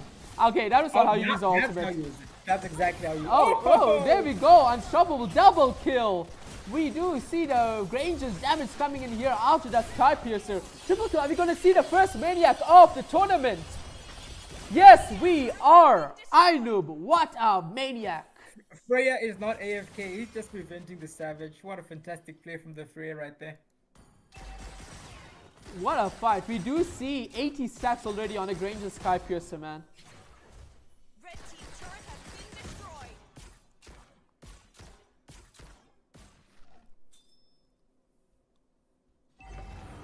Freya seems to be Changa, back in lots of damage from the barely surviving there. We do see Marcel trying to maybe pull off another play here. But yeah, after that early game, Dozen Dimes firmly in control. They're controlling the game very well here. I think they're going to choose to take the turtle instead of waiting for the Lord. They're just in full domination and control right now. But surprisingly, the vote is not 100% to them as opposed to the last game, you know? Gotta appreciate Leoward saving his retreat for his own blue buff. We do see the Sylvana getting engaged on here by the Marcel. Managed to make it alive. It's a full-on engage. The Grok, huge ultimate on the back line. Will it be enough? He's supposed to figure out. Legendary by the Granger.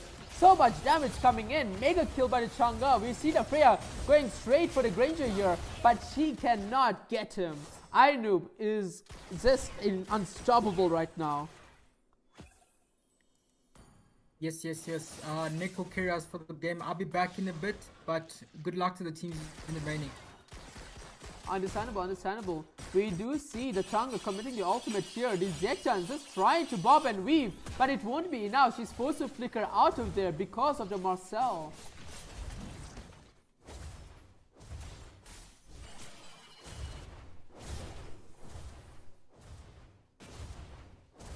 Look at oof. We're seeing shades of the first game here. We do see the Marcel ulting the Grok here.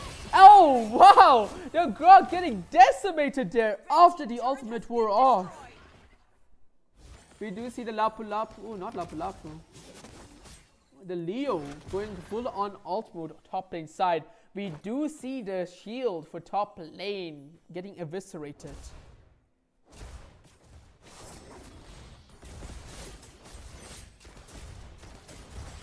Sensible.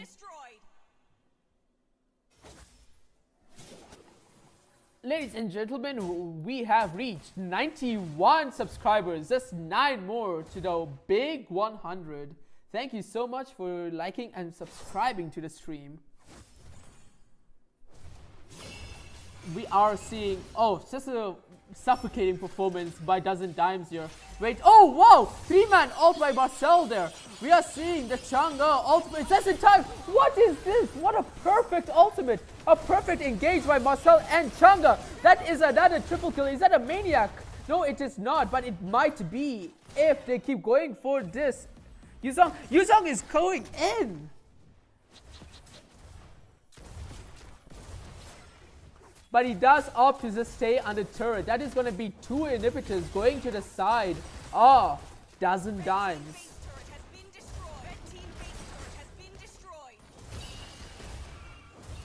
What a performance by this Marcel so far. We do see the Granger going in for a legendary kill. The Granger does get caught out there. That's a double kill. That's going to be a triple kill. And that's a savage. No, that's not a savage. That is 2 maniacs in 1 game by Ainoob.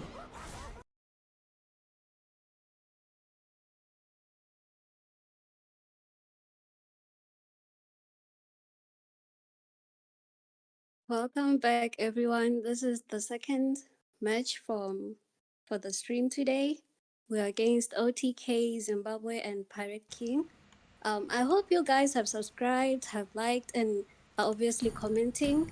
If you know me, you know I'm the favorite #1 mod, but today I'm sharing my #1 spot with you guys, and I hope you're taking good care of it. And we will start with the drafts, and OTK has the first pick.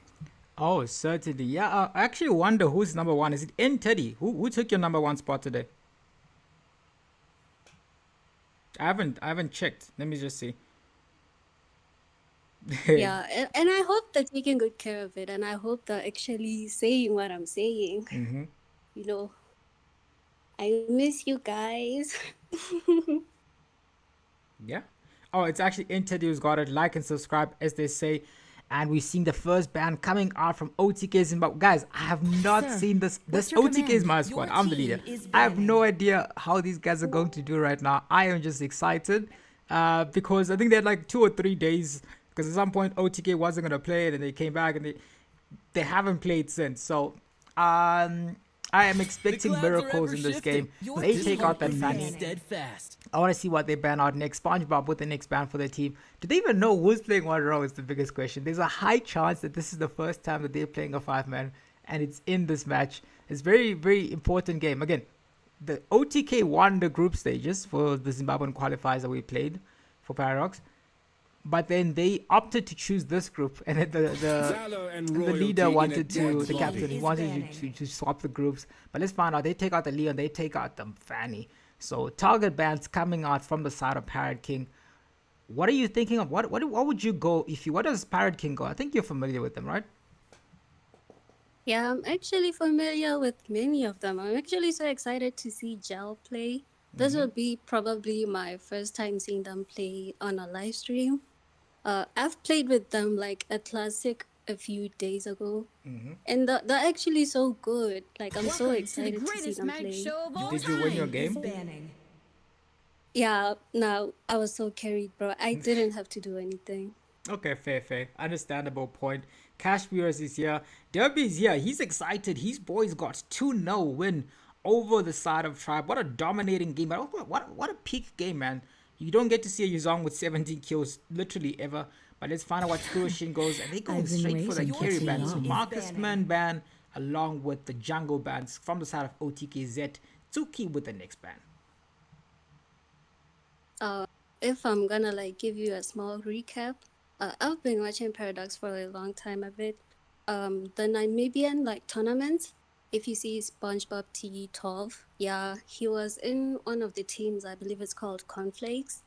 And if you see the Sora ban, it's a bit of a respect ban because like he was like killing them all. He was so good to the point that if they picked Sora and he picked Valentina, we just knew it's an outlet win. By Lantern's light. Oh yeah, definitely. Ooh, you see what I'm seeing right now? Most Summers Kufra gets taken out by OTK Zimbabwe. What a fantastic.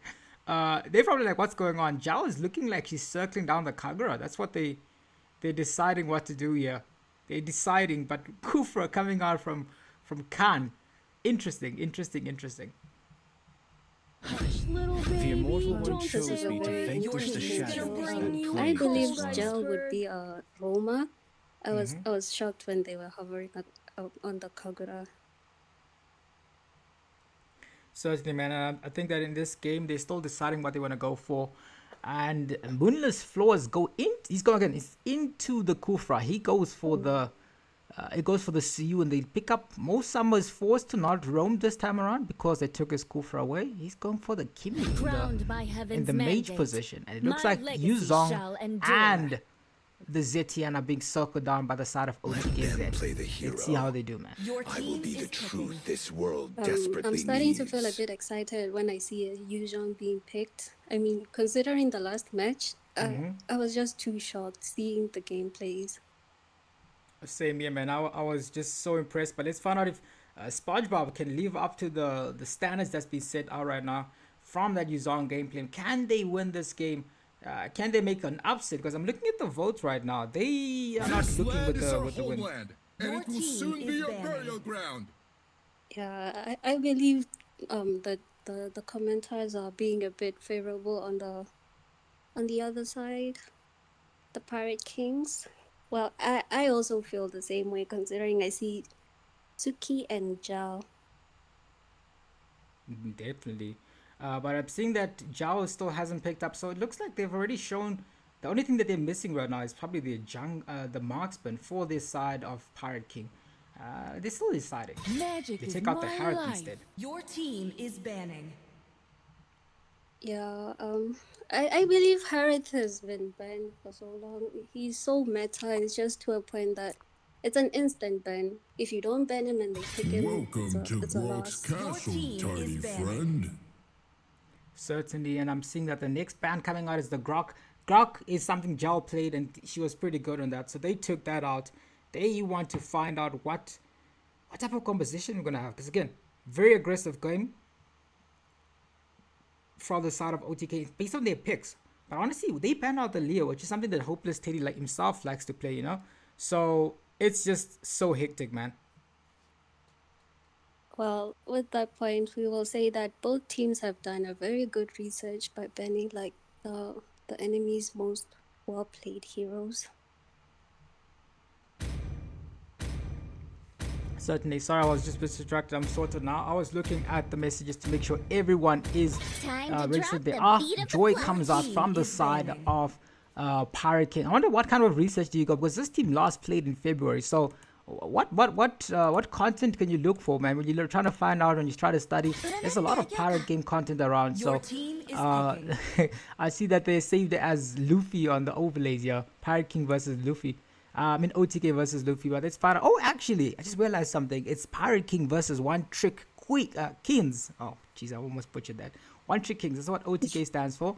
So that's cool. Battle of the Kings. I should have done that. I want to realize right now that wasted potential for a very goated lineup. But I think I'm going to be excited. I'm looking at the votes right now.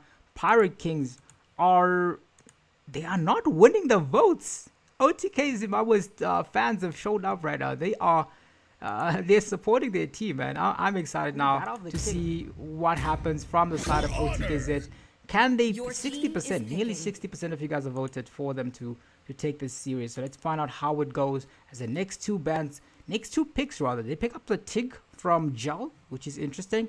And it's also paired up with more interesting heroes here, because OTK, or Hopeless Teddy rather, is going to be deciding what he wants to go for. It's Kuroshin on the jungle. Okay. I see it now. I understand it now.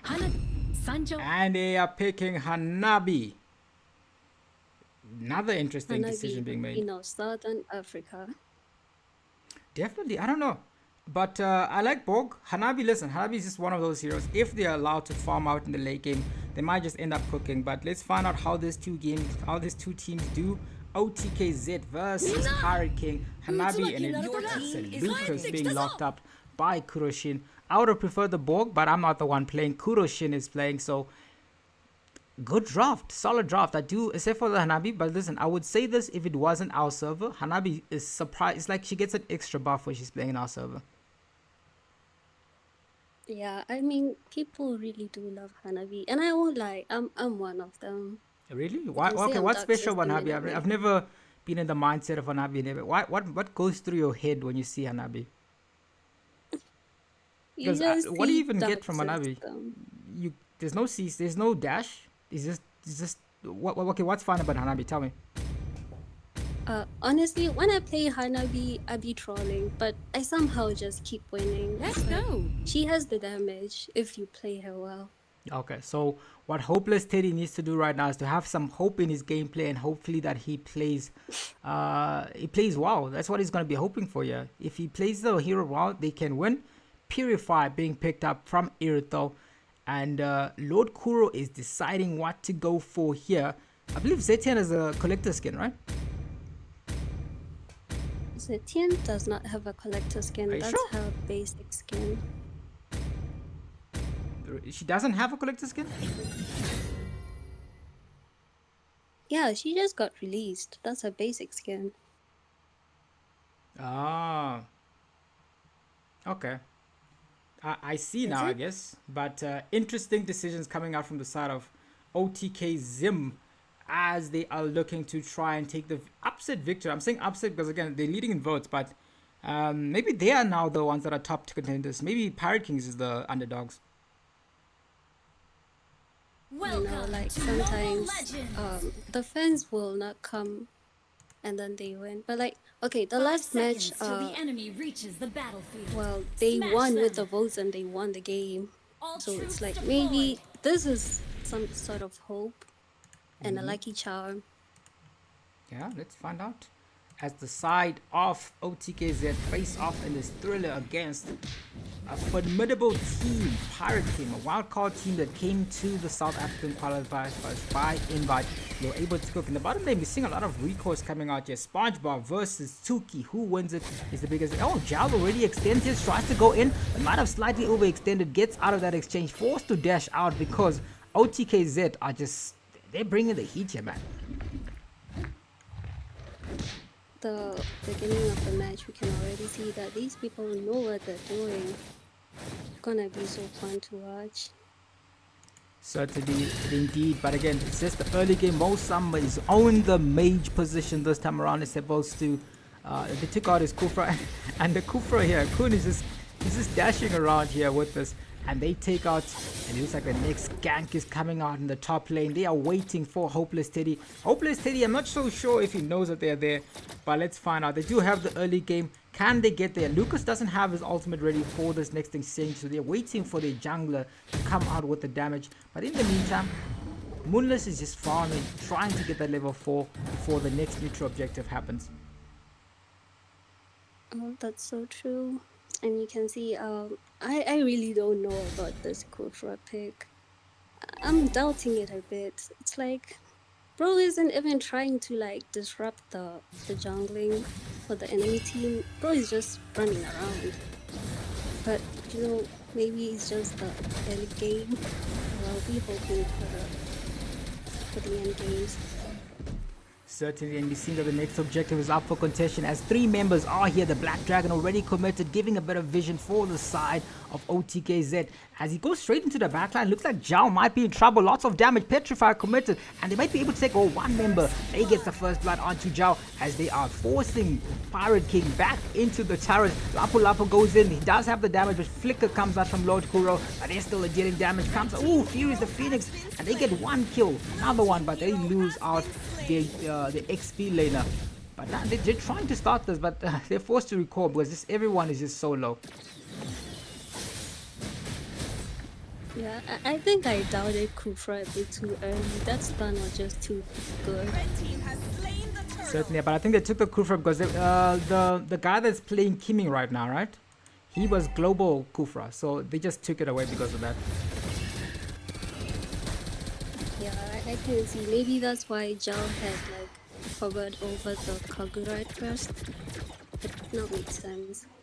Certainly, and I'm seeing again Hopeless Teddy is in a lot of trouble right now as 2 members for the side of Pirate Kings are circling him down. They want to take him out before anyone comes to the rescue. But it looks like he might be able to stay safe here as we see that where is Roma? Roma's right there in the mid lane. I'm not so sure if they can see all 4 people here, but they're like, yeah, you'll be fine, Hanabi. Stay safe. Marksman, play safe. Yeah, that's the most cursed line the marksman's always hear. Marksman, stay safe, stay under turret. Looks like the Fury of the Phoenix committed onto that Kufra as finally unlocked the Kufra ultimate there. Kimi goes in, gets the damage onto Lord Kuro, who might be in trouble here. Oh, they go in. Digibomb onto that, but they might be not able to take out the Kimi. They lose 1 member, and it comes in, and Tiggs gets the implosion into that exchange. Double kill comes out for the CU. He wants to get a triple, but it looks like he's forced to disengage. Good trades all around as the sides of both teams are just locked in. XP lane, nothing much is going to happen. It's just a battle of the healing there. Yeah, we can see that these 2 teams know what they're doing. The trades are just too good. It's not that much of a gap as well with the gold, but it's still a gap, so we need to fix that on the side of OTK. Certainly, and they're still locked in right now. Khan rather, is going to be trying to set up for the next neutral objective. 14 seconds to the turtle. Irtha goes in with the damage. Kashmir versus Hopeless Teddy, who has the damage needed to take the other person out. It looks like Irtha is dealing a lot more damage, but it's getting to that stage where his Husk Claw has been picked up, so he's going to be packing a punch and also healing quite a bit. Yeah, Hanabi on the game is really not the best. Certainly, the Black Dragon. Oh, Fury of the Phoenix committed, but unfortunately, he's not going to be able to get out of that. But Kufra goes into the backline, tries to get something from this. Oh, look at the fantastic ultimate coming in from the Hanabi. They go in, the implosion has been used. They lose 1 member. Double kill comes in from the Kimi, and they're still going in. They're still chasing, but Irito also gets taken out. So OTKZ have lost 3 members along with the neutral turtle. But they are still in this game. It's unbiased, as I'm saying right now. It looks like the side of Pirate Kings are just... They turn on the gears, man. They're moving straight into victory if they keep this up. I love the Tigreal flicker out. I don't know if you saw it, but it's like, it was so good. But again, the 1 minute further. Certainly, man. And I'm seeing down in the bottom lane, they are trying to do something here. And it doesn't seem to be working. He's trying to protect them here. Yeah, nothing major happening over here. It's just... It looks like SpongeBob might be in a lot of trouble. It would have been cool if SpongeBob picked the Patrick skin, you know? But he didn't. Oh yeah, the glue. Oh wait, Actually, no, the Cyclops. Why am I saying Patrick? Cyclops. Implosion onto 2 members from OTK, and they get 1 person down. And it looks like Furious Griffin is committed to try and get out of that exchange, but it's not going to be enough. It's a mega kill coming out from the CU. Very good implosion, and the recalls have started coming out, as most Summer seems to be pretty happy with that exchange. Amazing. Gel is so amazing in Rome. So far, I've heard that Gel is one of the best roamers, and I'm now starting to believe it. Like, Where are you hearing that? Are I you hearing saw that that from out. Joe? No, people actually. People I Ah. know. Yeah, it's pretty cool, but it looks like Jao goes in here, tries to take out the Nabi, but unfortunately, Kufra goes in with the Petrify and the Conceal. They're trying to take Jao down here, but it's not going to be working as the Sky Piercer has been picked up from the Kimi. Comes in with more damage, insane damage coming out from the Kimi. They're going to look to try and take down another turret, but the next objective they want to take down is the Turtle. Uncontested. I mean, the Leo mode would have been a great pick here. They went for the Lucas, but Lucas isn't around for that neutral objective, and he gets taken by the side of Pirate King. Well, losing the first objective. Wait, is it the first or the second? No, I'm not pressing. I was just asking who told her that Zhao's the best roamer. I'm not in touch with the ML community, but yeah. I mean, she's playing fantastic right now. She's got a Lord Steal on the Grok, I believe, which actually got banned. So I think she's good. I'm just wondering where, because we are going to be putting up a voting system. So if you guys think that this is the person that's the best roamer, go vote for them on the website, Mobile Southern Africa. That's what I'm asking. So it's the people gotta put their mouths where their mouth. Anyways, it's a team fight happening in the top lane. Here the Phoenix committed on the Irithos. Irithos in a lot of trouble. 4 people have managed to take her down as they're looking to try to take at least the turret down in this exchange. It looks like OTKZ are in this, but in the mid lane so far, I'm seeing Lucas goes in. Oh, Digimon committed, but ooh, that's straight into the Black Dragon. As he's looking, he's setting his eyes on to Mo Sama. Mo Sama gets out of that exchange alive, forced to use a flicker though. But OTK returns 1 turret to 1 turret as he's still going in here. Lucas SpongeBob goes into the backline. Kufra in a lot of trouble. Ow, but he's trying to come save his teammate here. That's what I'm saying. Oh, flicker committed by Tsuki. So both XP laners are gonna looking to try and disengage for a bit as the mid lane looks to be the next turret that's the target over here. Yeah, I mean, I would say maybe the map awareness needs to be fixed, but so far it's going so well. Certainly, Kashmir in a lot of trouble. He's being chased by this whole team. OTK commits the Fury of the Phoenix. Kashmir is still walking here, but there's 4 members unprotected, and he gets taken out. It looks like a very good exchange from the side of OTKZ. They're locked in, man.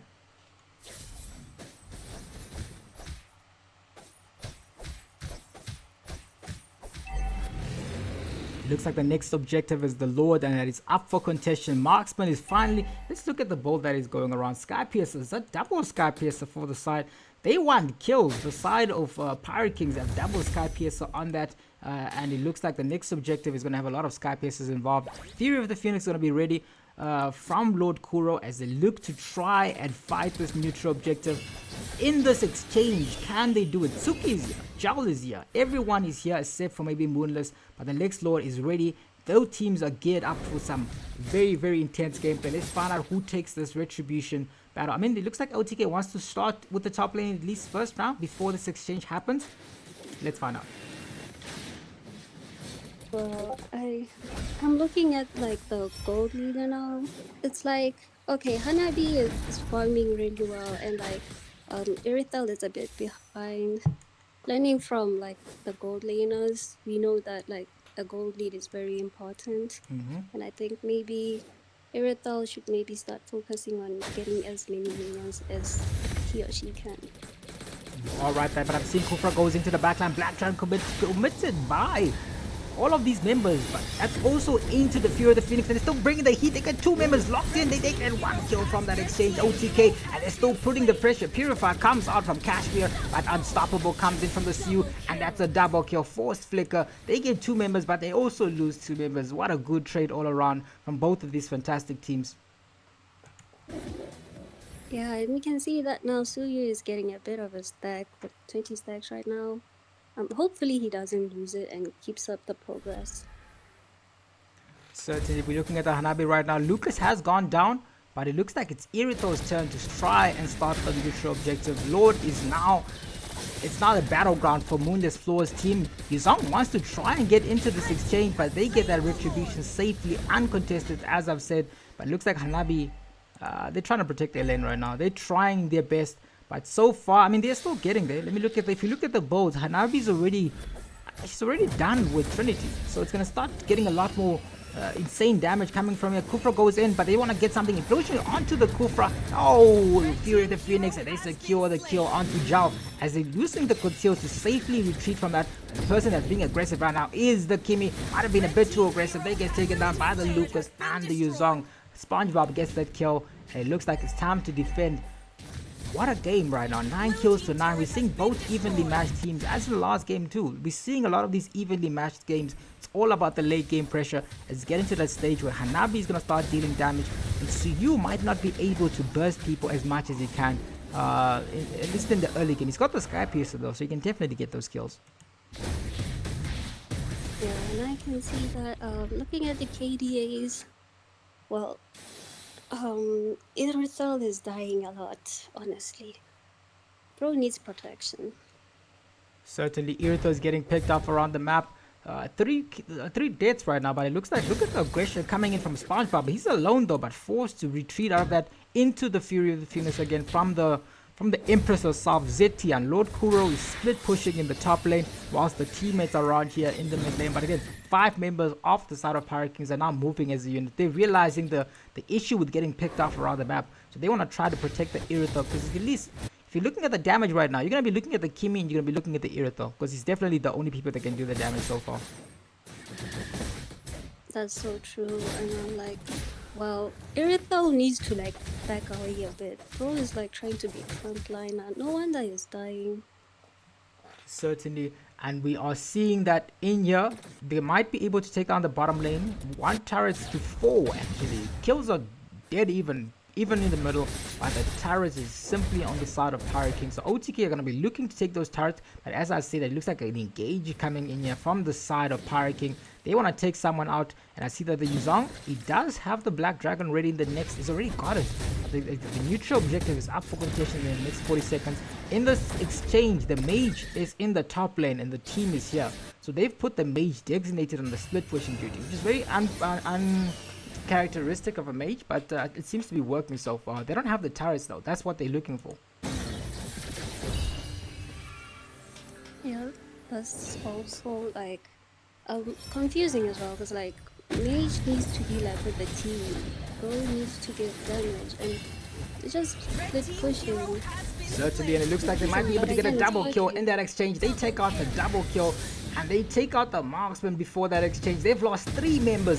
The side of Pirate Kings, it looks like OTK are bringing the pressure. They're going in, straight in. They get the 3rd kill from that exchange, and now it looks like they're chasing the Suyu instead of going for the Lord. They want to take out the Suyu here. I'm not sure about that play. It looks like the turret doesn't even have minions, but Hanabi is split pushing onto that Lord. OTKZ gets a wipe. Wow, what a gameplay. I mean, the coming in, implosion went in from Jao, but sadly the passive from Zetian pushed him back, and the implosion was already committed. They're going to be able to get 1 turret at least from this exchange, and it looks like OTKZ, they're bringing the heat right now. As I was saying, in the early game it was looking a bit sketch, but it's getting to that stage where the Hanabi is allowed to farm up. Nearly full board right now, got that Malefic Roar along, a Malefic Gun rather, along with the Trinity bolt, so they are going to be relying on Hanabi's damage. And so far, it looks like it's the votes are correct in terms of who they thought was going to win. Well, yeah. Also looking at it, you can see that the gold gap with Eritha and Hanabi has increased very big. It's like almost 2k now, which is kind of concerning, knowing that if you're so behind, it's gonna be hard to like do the backline damage.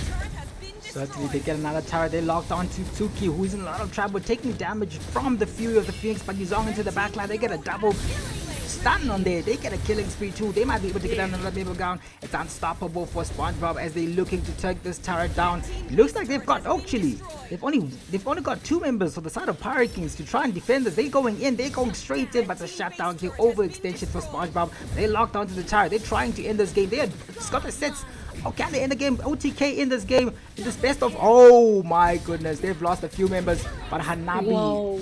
gets that secured. Lucas was safely out of that. He's recalling. He's trying to... he's trying to end this game. He's got a few more seconds before the whole team spawns. And they get this upset win. I'm saying upset because I was not expecting this level of aggression. They won this game 1-0 to the side of OTK. And they did a pretty good job. So this game goes to the OTK. Good draft and just good momentum. Kai, is that you who joined the stream? Yeah, it is. What are you saying? This is our squad. Listen, I never doubted our squad, man. These are our boys over here. OTK is just...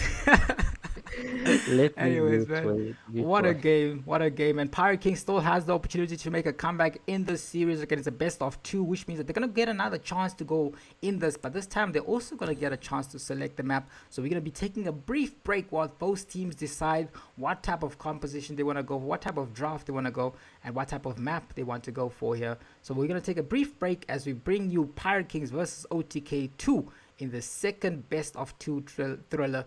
Is it a thriller if it's 2? I don't know. We'll find out. See you guys in a bit. Let me get my charger. What's up? Gonna see the first maniac. I don't know, man. OTK was locked in there, man. So much damage coming in. Mega kill by the Chang'e. We see the Freya going straight for the Granger here. No, I'm excited because I'm shocked. These guys did not practice at all. I don't know how they won. Just unstoppable right now. I am, but they did it. Nick will carry us for the game. I'll be back in a bit, but good luck to the teams in the remaining. Understandable. We do see the Chang'e committing the ultimate here. The Zektan just trying to bob and weave, but it won't be enough. She's forced to flicker out of there because of the Marcel.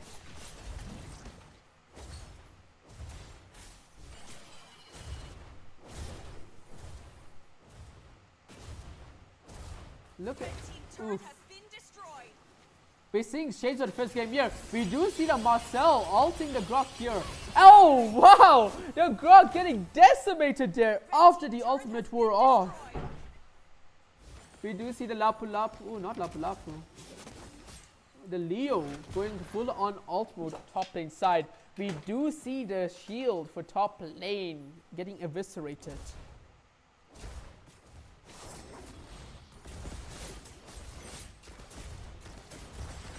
Sensible.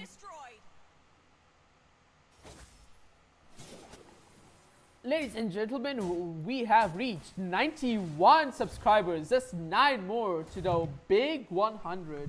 Thank you so much for liking and subscribing to the stream. We are seeing, oh, just a suffocating performance by Dozen Dimes here. Wait, oh wow, 3-man ult by Marcel there. We are seeing the Chang'e ultimate just in time. What is this? What a perfect ultimate. A perfect engage by Marcel and Chang'e. That is another triple kill. Is that a maniac? No, it is not, but it might be if they keep going for this. Yuzong is going in. But he does opt to just stay on the turret. That is going to be 2 inhibitors going to the side. Oh, Dozen Dimes.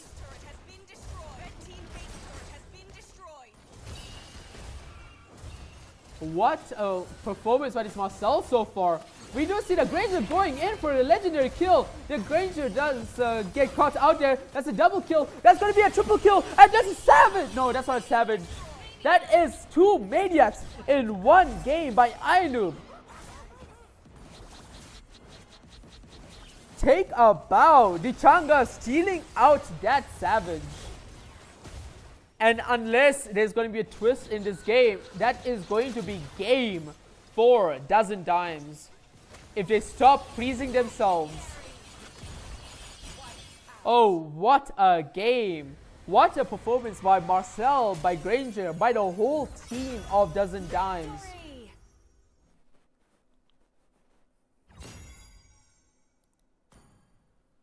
Absolute domineering performance there. And again, folks, because the Chang'e picked up that Skypiercer, the Granger could not get the first savage of the regional qualifiers. So everyone can go blame Nairobi. Nairobi the person, not Nairobi the city. But wow, fantastic game.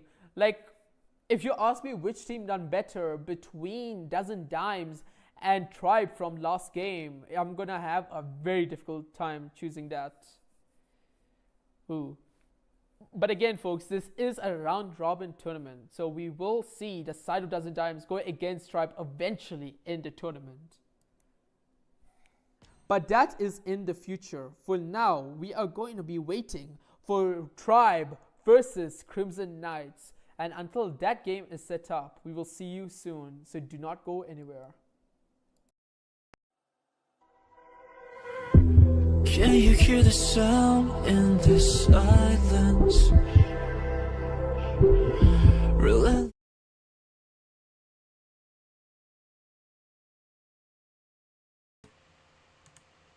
Welcome back, everyone. I hope you are all well. I'm just trying to see why you guys are seeing a black screen. You know, you guys can see the screen now. We're going into the second game in this best of 2 series. They want the water map. The water map will be given to them. OTKZ versus Pirate Kings in this best of 2 thriller. Let's find out as Pirate King decide to ban out. What do you think of the first game, Cookie? I'm actually shocked and at the same time disappointed. But I'm proud with the Kufra, like the Kufra gameplay. I mean, I was looking mostly at the roamers because like I love roaming. Butterflies born by Definitely, the man. They wind take out the is Zushans on the side of lantern's OTKZ. light.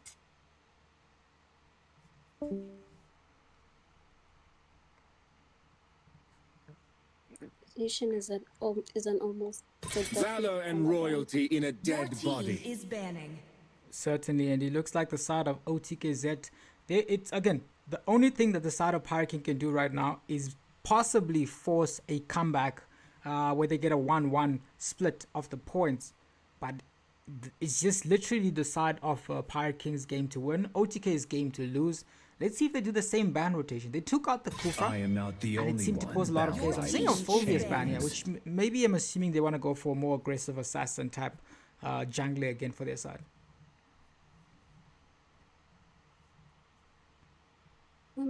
I'm like kind of hoping both of them win some way somehow, but yeah, if they get a 1-1, it's like we still get to see the 2 good games play. I am a Well, the daughter of tournament Northern continues. Vale. Your team I is swear to banning. protect it till my last breath. Certainly, and it looks like Freya's also been taken out by the side of OTKZ.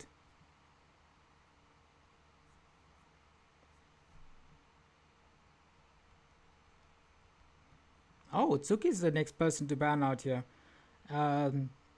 Lots of heroes. I want to see if they respect ban the Zetian or they target ban the Kufra. It's a lot of options left for the side of Pirate King. That's true. It's like if they know that Jal also loves Franco, but again, Franco is not really a must pick, especially in games that are like tournament The based. clouds are ever shifting, So when but this team heart is remains banning. steadfast. Certainly, man, and I'm seeing that the next option right now for the side of OTKZ is to decide how they respond to the drop. They decide this time around, we are not going to give them the Kufa, we're going to ban it out. Jal is deciding, it looks like it might be a Cho from Jal. Crowned by heaven's Oh, mandate. they My take out that legacy Z. I was shall wondering if they're endure. going to respect ban, but no, they decide that Zetium was just simply a bit too much of a problem. They take it out. Kashmir looks like it's going to be a lane swap, and he's going to be going the mage. Now OTKZ have the chance to decide what 2 heroes they want to go for here. They did go for a nice Yuzong. The Grok is still available and still open, so it's still yeah, I think they're going to go for the Yuzong. Yuzong did fine in that game, so they're going to probably decide if they want to take the Grok or leave it open. Oh, he wants to switch to Lapu. Okay, they're deciding, I guess. They're just still deciding. Yeah, well, while we were talking about respect bans, Sora is the respect ban for SpongeBob. Oh, really? How do you know this time he SpongeBob? You will know pick SpongeBob? Cyclops. Sand rises when I give the word. I will be the Looks like it's a lane swap for lane swap ace. They pick up the Kufra, and Tsuki brings out his signature Benedette. Benedetta, and he wants to be on the XP lane. But again, he's gonna try to be dealing a damage, and they can only pick this up because they see that there's a Yuzong and there's a Kufra. So Mincy is not gonna come out. Zhao also looks like another lane swap because Zhao picks up Terizla. It looks like Terizla roam. Could be. Well, that's a crazy pick. I really don't know. I'm shocked with the Terizla myself, but I'm very happy to see Tsuki pick Benedetta. Definitely, man. But let's find out. It might just be Benedetta in the jungle position, but that's still a viable option to go for, as the Valentina is being decided by the side of OTKZ. They want to take the penalty zone. They want to take the Fury of the Phoenix and give themselves a bit more vision. It looks like they have decided to lock in. Let me see. Oh, that's just entered. So we are now at 790 subscribers. Welcome to the chat for everyone. Welcome to everyone that is watching. It's currently 1-0 right now for the side of OTKZ. Mo Summer with the next ban for his team. Marksman is not on the map for the side of OTK. Are they going to go for Hanabi again? They can. Nothing is stopping them from going for Hanabi again. That's the thing about Hanabi, man. It's not like if you were banning out Hanabi, it's like it's very odd for you to waste the ban on that. Different perspectives expose Yeah, the Hanabi same is not truth. the worst ban. It's either you pick her or you don't. No other option. I'm not sure about the Masal ban here because they already have Kufra and the Yuzong. I mean, maybe the assumption is that Yuzong can always go gold lane, but I don't think they would have picked Masal here. But it's always maybe better to be safer than sorry. Khan has the next ban. He takes out the carry. He's not going to be a carry for the side of Moonless Floor's team, who have taken a few lane swaps in this game. So let's find out how they approach the battle that they need to win in order to make the point splitting happen. Yeah, well, I don't understand the muscle ban because like OTK has Khalid already decided, so it's like a waste ban. The Immortal One chose me to vanquish the shadows that plague this world. Definitely the next ban. They take out the Suyu themselves, which is a hero that they went in the last game. So they taking it out of action. They don't want to deal with that. And it looks like it's going to be Kufra, not on the map. So Tsuki. What is he going to... I mean, I think maybe Mo Summer goes back to the roam position. Sanjo. Well, Your team is picking. Hanabi comes back from Hopeless Teddy. I think a few lane swaps are going to happen. Looks like Moonless Floors is deciding whether or not to go for the Lucas himself. I mean, the Lucas was doing a pretty good job in that game. They're deciding between a few heroes right now. I'm not particularly understanding the draft so long. Mostly because they don't have a marksman. It looks like Zhao is going to be going either XP or gold, along with the Tsuki too. So they're gonna be having a fighter in the XP lane, or in the gold lane rather. So that's their approach to this game. It looks like they're circling down the Mo Summer's Minotaur along with the Lancelot. So let's find out how Pirate King do in this last section of deciding. 8 seconds to decide what you want to go for. I understand this draft, but it all depends on what Khan decides to go. Fanny comes out. They forgot about that. Fanny was an instant ban in the last game, but they forgot about it. Not bad. Wow, a Fanny. I'm honestly scared of Fannies. I'm so excited to see what they're gonna do. Certainly, and we're seeing that they're still deciding what type of composition they want to go for, especially when you look at this the type of draft that we have from the side of Moonless Floors. Very in and out draft, no marksman to gank. Maybe they're going to be hoping that Tsuki has enough damage for his team, but Borg looks to be decided from the side of OTK. It's going to be an Xbox jungle coming from who though? I wonder if they're going to do a full lane swap. Kuroshin swaps in and Kun. Okay, so it looks like it's only the Roamer and the Mage that are going to be swapping. I'm so confused with Pirate King's lineup, but I actually hope they know what they're doing, because this is a win or lose game. Certainly, I also wonder, but listen, it's all about how you execute the draft. I'm saying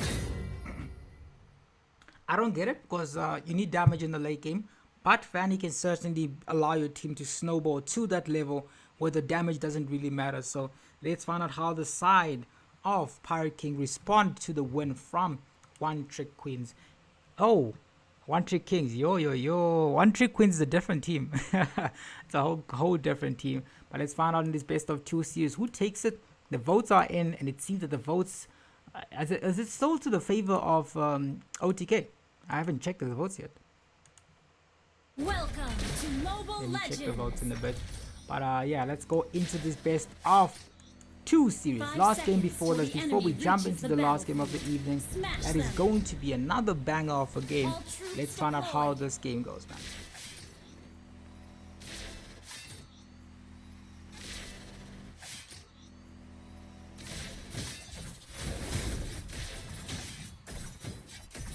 Oh, they're going in. Yatsuki gets the damage. Petrify already committed onto Hanabi, but look at that. Comes in. They secure the kill. Tsuki overextended, and he loses. He's the first victim of dying here because the Borg is still going to farm around the map.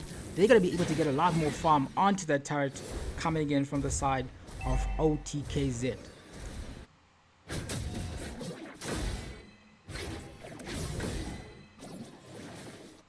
Oh! Extension coming in from SpongeBob here, winning his lane, forcing Zhao back into the turret. That is going to be crazy. Oh, the 1v1 kill comes out from the side of SpongeBob, who secures the kill coming in from the side of Pirates King. Dies again, but it looks like it is an opportunity for them to get a lethal and possibly a level 4 unlocked. At the top lane, I'm seeing Tsuki in a lot of trouble, tries to dash out of this exchange alive, but it's Hanabi who's already unlocked level 3. As I think the side of OTKZ, they just bring the... Oh, they engage onto Khan here, but Khan is able to get out of that exchange. Kay, what do you think of the draft so long? What is... Ooh, but the Fanny goes in. Definitely doesn't have the ultimate ready. But yeah, Kay's team is not doing well right now. Yeah, I'm actually a bit worried seeing that there's already 2 kills on the side of OTK. It's not a good start. Definitely, and I'm seeing that there's more action right here, as it looks like the next thing that is up for contention is going to be the neutral objective. Passive gone. Now, passive is still there, it's still available for the Zushin, but in the top lane, I'm seeing a 1v1 here. Hanabi recognized that he can't go for his creeps. All he can do is probably stay in the turret, as the next neutral objective is up for contention. They started it here. Xbox has the last insanity, but oh, Black Dragon committed into the backline. They're going straight for Kashmir. Well, actually, Borg already has the... He already has the last insanity ready for some action, but the turtle has been reset. They go straight into the backline. Doesn't have it right now. They're still going in. Khalid zoning them out, but in the top lane, Hanabi is very, very, very low. They look to be the ones that are going to be able to secure this neutral objective relatively uncontested. So it looks like the pressure that comes after you lose a game, it's definitely happening right now.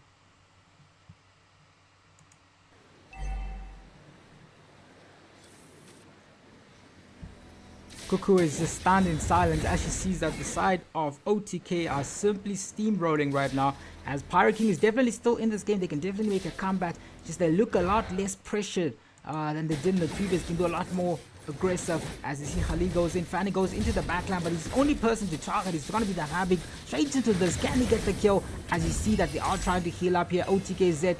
Oh, he's run out of mana. He's forced to retreat. It looks like OTKZ realized that they want to go in, at least try to go to his blue buff here, try to see if it's available for the taking, as they look to try to start pressuring this Fanny into retreating. Hanabi in a 1v1 situation versus Tsuki, and that 1v1 is turned into a 3v1 as they go into this backline, but Tsuki dashes out of that exchange alive. Minnow is available, doesn't have a few of his skills. He does have the Minnow and Fury ready to take this person out, but again, it's a Hanabi anti-CC. They take another big buff down.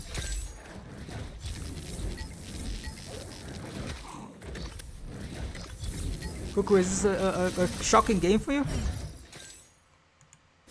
Yeah, Yeah, I'm actually just too shocked. It's like Oh, I see. don't But they go know. in. Oh, Fury of the Phoenix committed. They get nothing from that exchange. As I see that. Oh, actually, Fanny goes in. They might be able to secure the kill. They can't protect. They weren't able to protect the Hanabi in that exchange. As the next objective has spawned in the next 20 seconds. Who is going to take it down? Let's find out as OTKZ are looking to extend their lead. But it's finally. Fury of the Phoenix has been taken away from the Valentina. No, I feel like Valentina's ultimate would have been cool if I take your ultimate, you can't use it. Wouldn't that be cool? That would be a bit unfair in a way, but it would be cool. I think Definitely. people like it. Oh, they get a kill onto the Fanny and the Black Dragon has been committed. The Mendon Fury is out of existence. Double kill comes in from SpongeBob. That's a triple kill for SpongeBob. Can he get a Maniac? He's still going in, and that is going to be a Maniac. He's going for the Savage. He's very hungry for this. The Empress herself knocks him back, pushes him out of this exchange, and it's going to be a death for him. And they're going to be able to contest this turtle uncontested. But it seems that the Xbox doesn't have his Farago armor, so he's going to disengage from that. Yeah, and like, it's like, look at the gap. The gap is not that much, but the kill counts, the map control is just too much.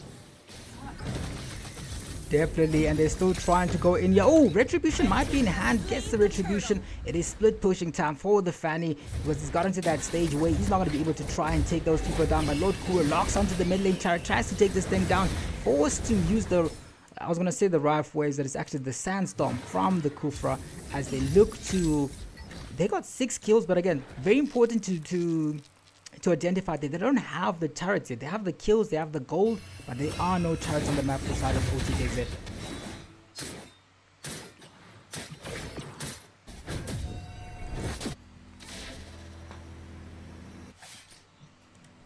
As we're seeing that Lord Kuro is trying to heal up here. Most Summer's in a lot of trouble. They know that he's there, but they are setting their sights onto this blue buff. Can they get it is the question. Fanny's here to try to take care of this blue buff away from this team, but Borg is here with the last insanity. They're going to the backline. They take out that mage. They got the Minnow and Fury committed onto them, but they don't have the damage to take them out. Fanny's trying to dash the double kill for Lord Kuro, and they're still going in. Tsuki comes in, tries to clean up. Can he get a kill? He's very low, but it's a triple kill coming in from Lord Kuro as OTK gets a triple kill and a Maniac in one game. Pirate Kings are definitely in a lot of trouble right now. I believe the editor is now starting to crash out with so many clips supposed to be made into edits with day 3 into the tournament. I feel bad for our editor, man. He's got a Maniac, he's got a Savage, he doesn't have a Savage. He doesn't have a Savage right now, so he doesn't have a Savage to edit. Triple kill comes in from the coup for Yuzong with the I think that's the how many Maniacs did Yuzong get in the last game? I think that's the second Maniac for a Yuzong player.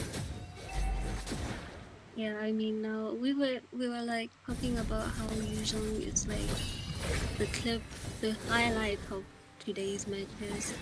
Yuzong is the damage. I agree with you. It's not even a chance for the side of Pirate Kings to try and contest this neutral objective. The turtle is going to be going... Oh, in the bottom lane, I'm seeing a 2v1 here, but SpongeBob is just simply out healing. He goes in, chasing Jal in a lot of trouble. Black Dragon committed. Yuzong realizes that it's only facing 2 people. They don't have the damage for him. He forces them out of that exchange, but in the top lane, I'm seeing that Tsuki is being circled. He's being hunted by the outside of OTKZ. They have the last insanity committed onto Tsuki. It might be able to get out of this exchange alive because he's still fighting this, but simply not enough damage as Khan secures the kill for the side of OTKZ. Well, this match is not looking very promising on the side of Pirate Kings. It seemed like this is going to be a 0-2.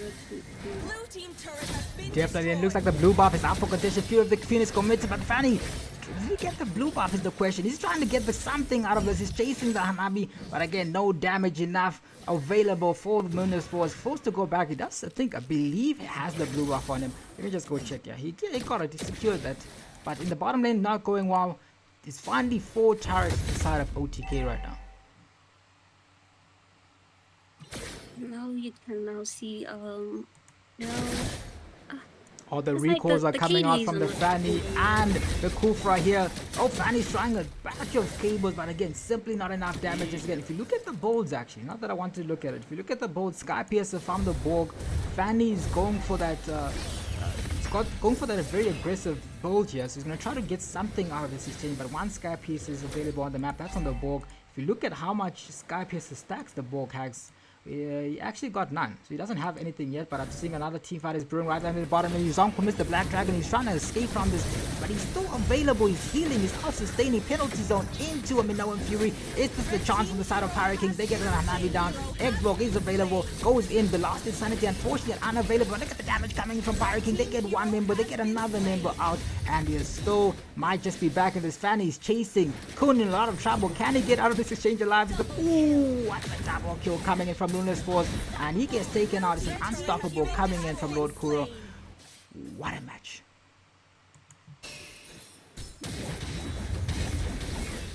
The scoreboard is it's 1-0 to the side of OTK. It's an unstoppable coming in from Lord Kuro, but he's in a lot of trouble, taking a lot of damage. Can he make this out? Oh, can he?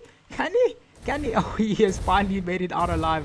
They were trying to chase him down, but unfortunately there isn't enough damage. He's just going to heal up in that bush as they're looking to start the next Lord starting for themselves right now. And it looks like the side of OTKZ are looking to try to force the Fanny to at least use his retribution. These two are going to be on the Lord. They're trying to take this Lord down. Can they do it is the question before Fanny gets there. Fanny's going to be there in time. That's what we're going to find out. Fanny, are you done with your buff? There we go. Fanny got the buff. They're going against Retribution. Goes to the side of Sakuna as they're still going in. The Black Dragon committed into the backline. They're still going in here. Yeah, Tsuki's in a lot of trouble. Dashing out. Minoan Fury is available, but they're forced to retreat. Can they get out of this exchange alive? Minoan Fury has finally been committed by this. Oh, he secures the kill onto Anabi Mo Summer, but he might be just be too low. The Sky Piercer takes him down as the Lord is marching down here. It looks like the side of OTKZ are trying to end this. Fury of the Phoenix committed from the Valentina. Oh, they get pushed back. They got pushed back by the turret. They're forced to disengage. OTKZ.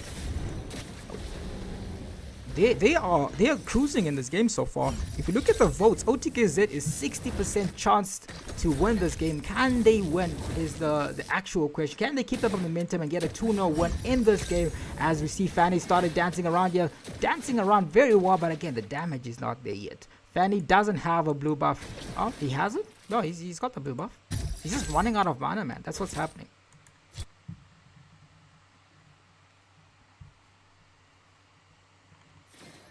As we're seeing another engage coming down here in the bottom lane as the Xbox is there, has the last Insanity ready, has the Farago armor ready. He's trying to find someone that overextends and it just takes them out of this exchange. Fanny forced to retreat. Jao in a lot of trouble, taking a lot of damage in this exchange as the next Lord is spawning in about the next 2 minutes as Kufra is down here in the bottom lane. Not Kufra, rather Khalid is in the bottom lane getting that turret. Might be able to actually got the ability to try and just focus purely on the turret because Fanny is trying but doesn't have the damage. Oh, he might have overextended.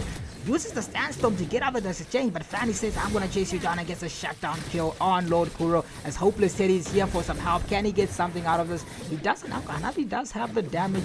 Is he done with Trinity? He's walking around with 2 buffs here. He's done with his Trinity. We've got a Sky Pierce and a Thunderbolt. Let's find out how the pressure is. I mean, it's starting to look a lot more alive for the side of Pirate King as the game progresses. Well, as the game progresses, of course, they're getting the items. The damage is now starting to show. Damage is starting to show indeed as we're looking at the next Lord that's spotting the next 50 seconds available on the map for the side of OTKZ. They are camping here. They're waiting for the Fanny to use about the retribution on this buff area because they're going to have the advantage there. Xbox is there with the Farago armor ready with the Lost Insanity. He's trying to make this 2-0 win happen. Fanny is there split pushing. Very wise choice from the Fanny because you're very behind. All you can do right now is at least try to split push, try to get a bit more momentum for your team. Borg is just waiting for the buff of Fanny before the next objective is up. Yeah, I think the idea now is just to slow Fanny's build and farming.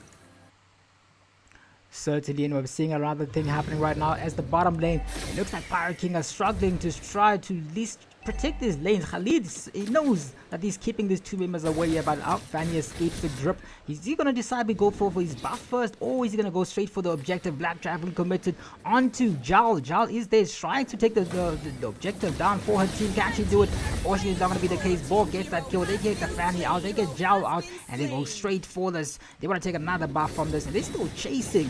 Purify committed from Kashmir. It looks like the side of OTKZ got the Lord and got 2 people down. they are going to be marching down. 0 tires for the side of Pirate Kings at the moment.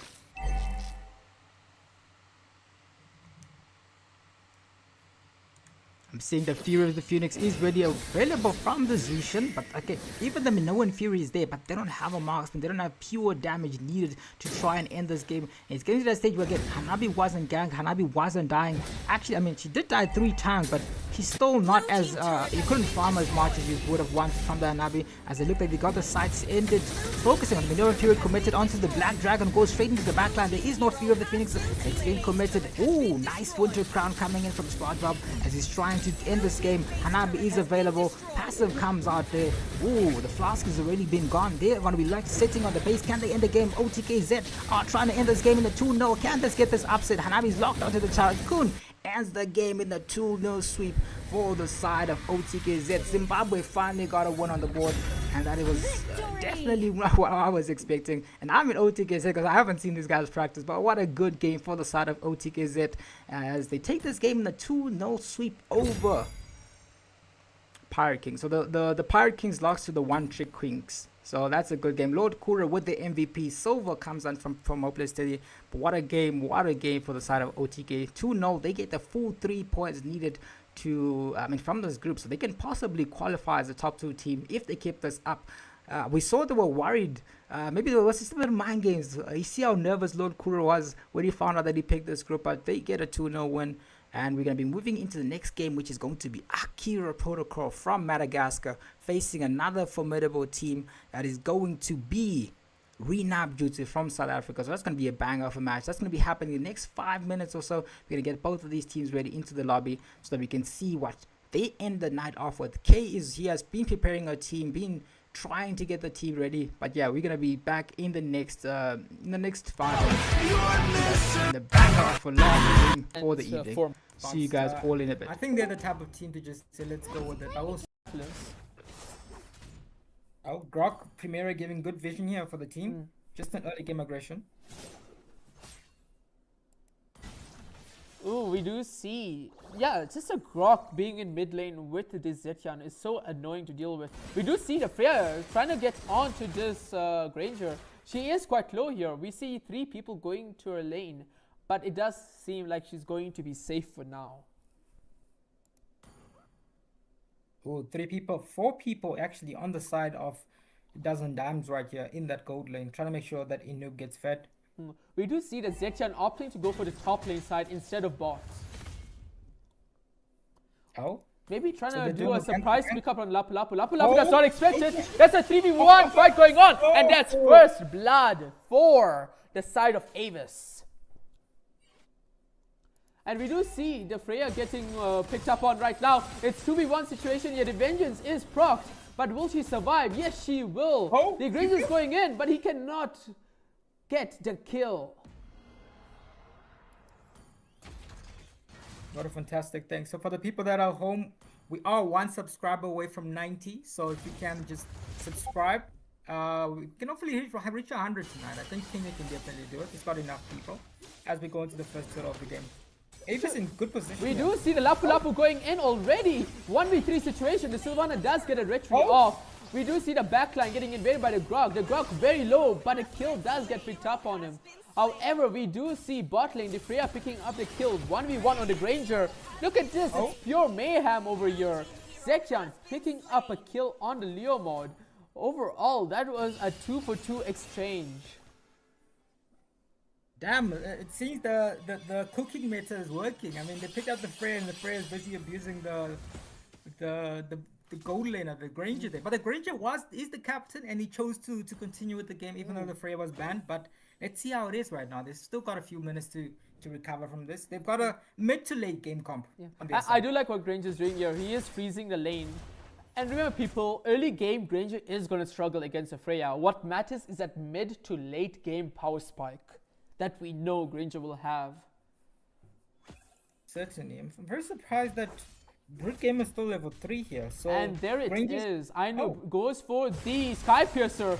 The Freya coming in, but she should be careful. Oh, the Marcel first. How you use this now. Oh, but double freeze though. Double freeze. But that is a double freeze, but that was a bit of a mess up there. Look at this Chunga's damage, dude. The Grog does get on the Chunga. Chunga's trying to escape, but she cannot. We do see Muscle falling down here. It's a full-on ensemble of fights here. The Lapu, huge ult commit there. Flickering into the Sylvana. It's a full mayhem. The Yuzong coming down here as well. It's 4v1 for the Yuzong. Can Yuzong survive? Doesn't seem like it. It is gonna be. That is a huge fight for the side of Dozen Dimes. The game has turned on its head immediately. Definitely, and both XP laners choosing to go right up there to the team fight and help their team there. So, interesting decision though from the side of Dozen Dimes. Double Sky Piercer from the Chang'e and the Granger in the early game right here. Yeah. But wow, dude, look at that. Both the EXP laners rotating that early on. I did not expect that. That is incredibly impressive from both these teams. Oh, what an ultimate by Marcel. 4 people fails it. They do get... Look at this. Again, we do see... I think that's exactly how the hero is working for the side of Dozen Dimes. Because that is a 3 for nothing exchange. 4 for nothing if I have to say for myself. Huge fight again. And I would say that ultimate worked out perfectly from Brute Gamer. It does, but you might want to layer it up, you know, just to make sure that the skills do land up eventually right after you're done with that action. But geez, what a fantastic play from the side of Dozen Dimes. Oof, that was a great fight. Just able to secure Turtle there very easily. Chang is there with the damage. Look at the level difference right now. Ainoob did die in the beginning, but now he's level 7 compared to level 5 for Freya. Grok unfortunately used his ult there, so he got no one. Sad. Very sad. Oh, Freya. We do see them going on the Lapu Lapu. Can they get a kill on this Freya? Yes, they can. That is a great... Ainoob, after that early death, absolutely dominating his lane.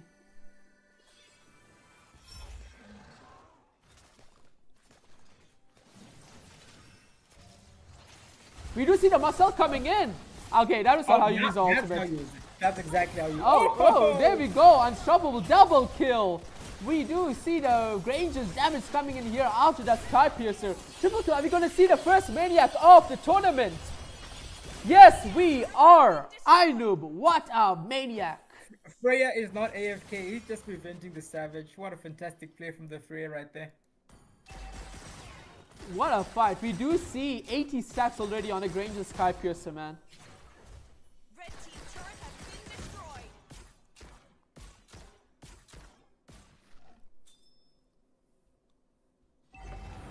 Changa, lots of damage from the... barely surviving there. We do see Marcel trying to maybe pull off another play here. But yeah, after that early game, Dozen Dimes firmly in control. They're controlling the game very well here. I think they're going to choose to take the turtle instead of waiting for the Lord. They're just in full domination and control right now. But surprisingly, the vote is not 100% to them as opposed to the last game, you know? Gotta appreciate Leoward saving his retreat for his own blue buff. We do see the Sylvana getting engaged on here by the Marcel.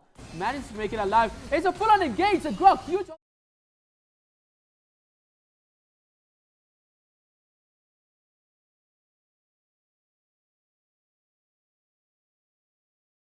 Okay, good evening, Paradox Africa Esports. We are back with the final matches of this particular session. We do have here Akira Protocol versus a Nabjutsu.